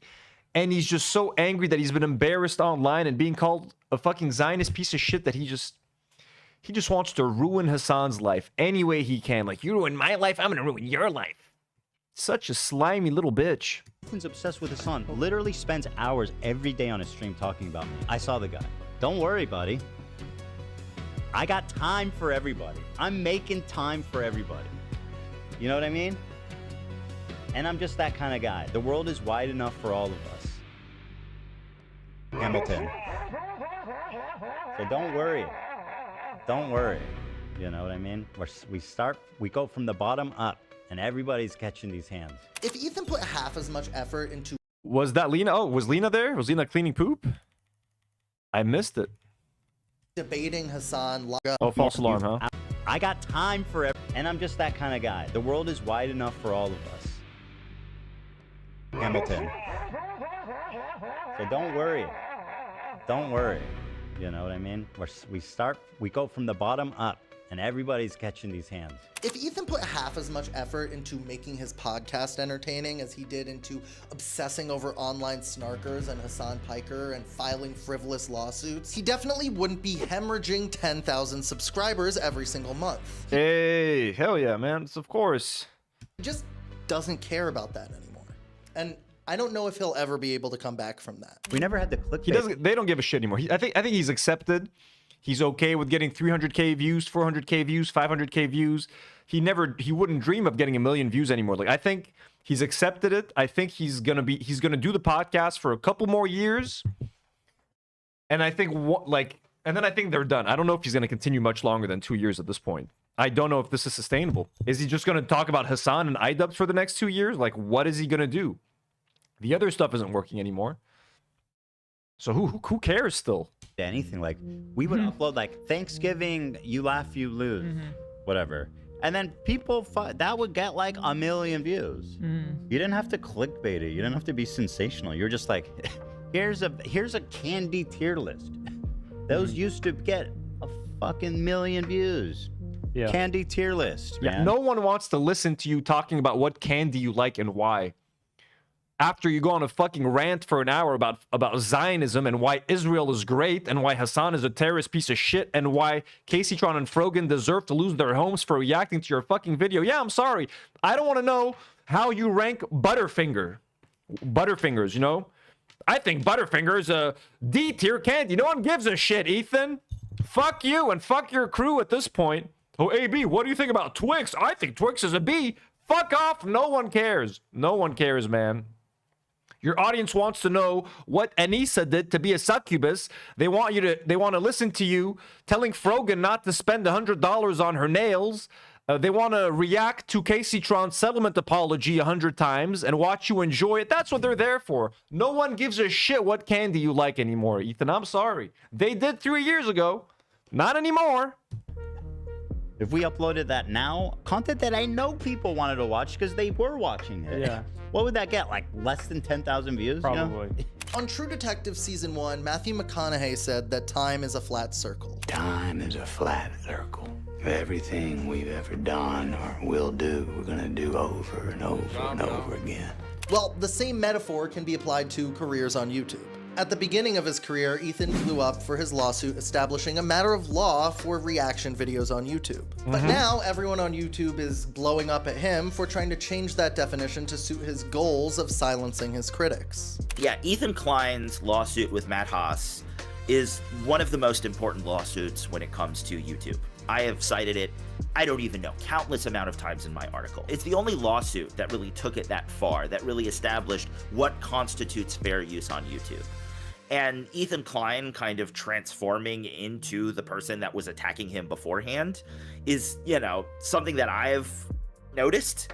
It's disgusting. It's so ironic. It's disgusting. And they'll be like, but it's not the same thing. They literally said on camera they want to siphon views and revenue. They did not say that. And again, it's not even about that. He just fucking hates them because they fucking criticized him. He didn't even announce that the content nuke was copyrighted. You start out as the guy who's defending fair use, creating the FUPA fund, and, you know, trying to represent creators against bullies like that. And then you are using the legal system with your own, you know, monetary privilege because you're a lot richer than these people you're suing. By the way, my favorite part about this is, like, you guys can shitpost on Twitter all you want, but this is an actual lawsuit and it's happening and it's coming and you're gonna have to argue in front of a judge and this shit is not gonna work, right? It's not gonna work. That's the best part about this. You guys are fucking screaming into the wind. In many ways, Ethan... You're screaming into the wind, but I can afford to scream into a lawyer's ear, and I can afford to scream into a judge's ear, so whatever you say on Twitter, haha, good luck, you poor fuck. Keep tweeting. It's free. No one cares. I'm paying someone to listen to me. I'm paying someone to listen to my fucking bullshit. What a psycho. I'm so... I really am happy that, like... they're eating shit, to be honest with you, because he's such a dick. You know what I mean? He's such an asshole. If you want to be an asshole, you want to put so much negativity and, like, evil out there into the world, you reap what you sow, motherfucker. You reap what you sow. Klein has become just like all... Fuck around and find out, Ethan. Fafo. Don't H3 fans love to say that? Oh, Frogan fucked around. Now she's going to find out. Denim's fucked around. Now she's going to find out. Well, Ethan Klein of Fafo, man. You too, man. You want to defend Israel during a genocide? You want to talk about how Hamas builds bases under hospitals? Fuck around and find out. How's that Teddy Glow launch doing, buddy? How much mascara are you guys selling? A lot? Yeah, I'm sure you are. All the guys that he used to fight so hard against when he was younger and less wealthy. Matt Haas tried to silence Ethan for making a video laughing at him. Ryan Kavanaugh tried to silence Ethan for defaming him. But now Ethan is the one doing the silencing. Ethan is the one reacting to the court-settled apology instead of the one making the court-settled apology. And I bet at times that feels like a victory for him and his community. But in reality, it's just not. I win. You lose. You lose everything. Look at me. This is me. I win, you lose. And you will continue to lose, and I'll tell you why. Because I'm not done. I'll never be done. Instead, it makes him look like a bigger and bigger villain to potential subscribers. I mean, who's gonna want to subscribe as a new watcher in the middle of all this drama when a regular H3 podcast episode looks like this? You called me a racist? Yeah, it's over. He's only getting people who are already into the drama, who love the slop, Asman Gold fans, Nick the Oreo fans, people that hate the people that he already hates, or the audience members that he managed not to push away. Everyone else, no one else is watching. He is making the show for a smaller and smaller audience every week. His audience is shrinking. So that's why I'm like, how much longer can he do this for? Like a couple of years before everyone is gone? What's going to happen? Are the lawsuits going to keep people that interested for that long? I don't know. You said that I'm hallucinating anti-Semitism. You came out of nowhere. You came and you swung at the king. And you know what they say when you swing at the king, Dan? I'm confused. Who's the king? I am. There's a saying in capitalist America that people vote with their dollar. Well, that saying doesn't really work or apply here anymore, but here on YouTube, people have always voted with the subscribe button. It's a way of saying that they either You vote with the subscribe button, you vote with your clicks, you vote with your time. You vote with your watch hours, folks. Are or are not on board with what you're doing with your channel. If that number's going up, it's probably because you're working hard to improve your content and people are subscribing to see you continue on that journey. But if the whole vibe of the channel slowly shifts to be vitriolic galvanization against women and smaller creators, you're probably going to vote to unsubscribe. And you should, because there's a lot of great channels out there that make well thought out videos. And what? Did he just encourage people to unsubscribe from Ethan Klein?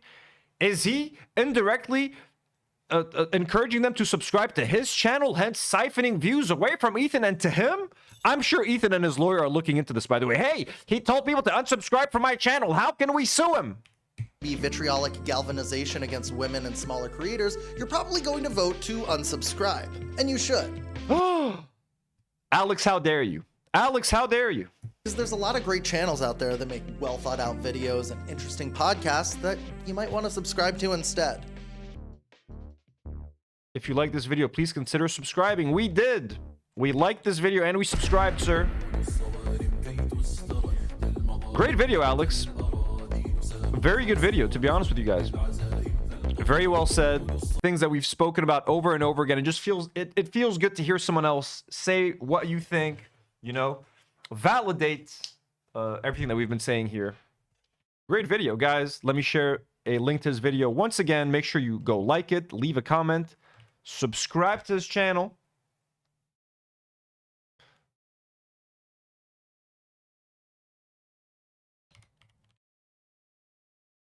Great video, dude. Here's a little comment. Vibio just subbed. Comment. Boom, just showing some support. There we go. Should I like my own comment? Irene, have a good night. You're going to bed? Have a good night, Irene. How long have I been... Ooh, is it almost 3 hours? It took me that long to react to a 50-minute video? Holy shit. It's been a while. Is anyone going to watch the Jake Paul fight? I'm not going to lie, guys. I'm kind of excited for the Jake Paul fight. Let me do a poll. Would you guys watch me reacting? I can't put the Jake Paul fight on screen, him versus Anthony Joshua, but you can watch me commentate. Would you guys be down for that? Let me do a quick poll. Start a poll. Would you watch me react to the Jake Paul / Anthony Joshua fight? Anthony Joshua fight. Yes, no, it'll be sometime in the middle of the night. But let's fucking do it.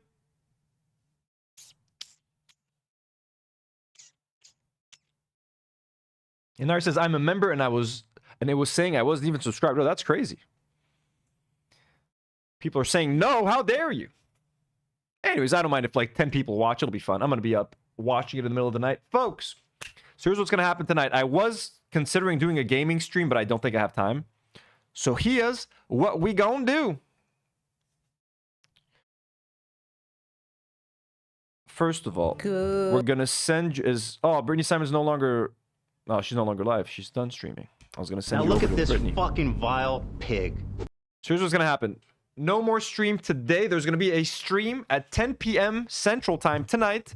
10 p.m. Central for y'all Americans. I'm gonna be hanging out with Comrade Casey and James from Uninformed Leftist. We're doing like just a test, quick, little fun episode together, breaking down some recent pieces of news, just chilling, having a good time, getting this whole thing together. So 10 p.m. Central Time, tune in. It's going to be streaming on my channel, on Comrade Casey's channel, and Uninformed Leftist's channel, so you can watch it wherever you want. It'll be there on 3 different channels. Watch whichever stream you want. It's not going to be on a brand new channel or anything just yet. Alrighty. So that's that. We're gonna be having a good time. Thank you to everybody who gifted memberships today, who joined our members. That's so fucking awesome. To anybody who sent a super chat, that's fucking awesome. Thank you so much. We love you. Tomorrow night, I'm going to try to play Dispatch. My goal is to play Dispatch, 2 episodes of Dispatch on the gaming channel tomorrow. Might even do a channel on the main, a stream on the main channel. Depends. I'm really busy with Christmas and stuff. I sell comic books on the side and like prints, so I'm busy setting all that stuff up for Christmas. So I'm sorry for being out of the way. 10 p.m. Central Time in Uzbekistan. No idea, Drac. And Eschos, Uzbekistan. What is it? Eastern Time? I don't know. You guys got to figure it out. Central Time. You guys got to know. 10 p.m. Central Time. Look it up. Let's see. 10 p.m. Central Time in Eastern Time. 10 p.m. Central is 11 p.m. Eastern, folks. 11 p.m. Eastern. So 10 p.m. Central is 11 p.m. Central. So it'll be 6 a.m. Lebanon time. So I'm going to be up early in the morning. So I'll see you guys in a few hours, like 6 hours from now, with Comrade Casey and James from Uninformed Leftist. Love those dudes. Have a great night, everybody. I will see you tomorrow for another live stream, either on the main channel or on the gaming channel. Have a great night. We love you. Makuki says good night. Makuki, okay? What a weird position he's sleeping in. He was like standing sleeping. As always, folks, we love you. Alex, great video on that. Great job on that video, Alex Noel. Alex Novell? Novell. Alex Noel. Noel. Noel.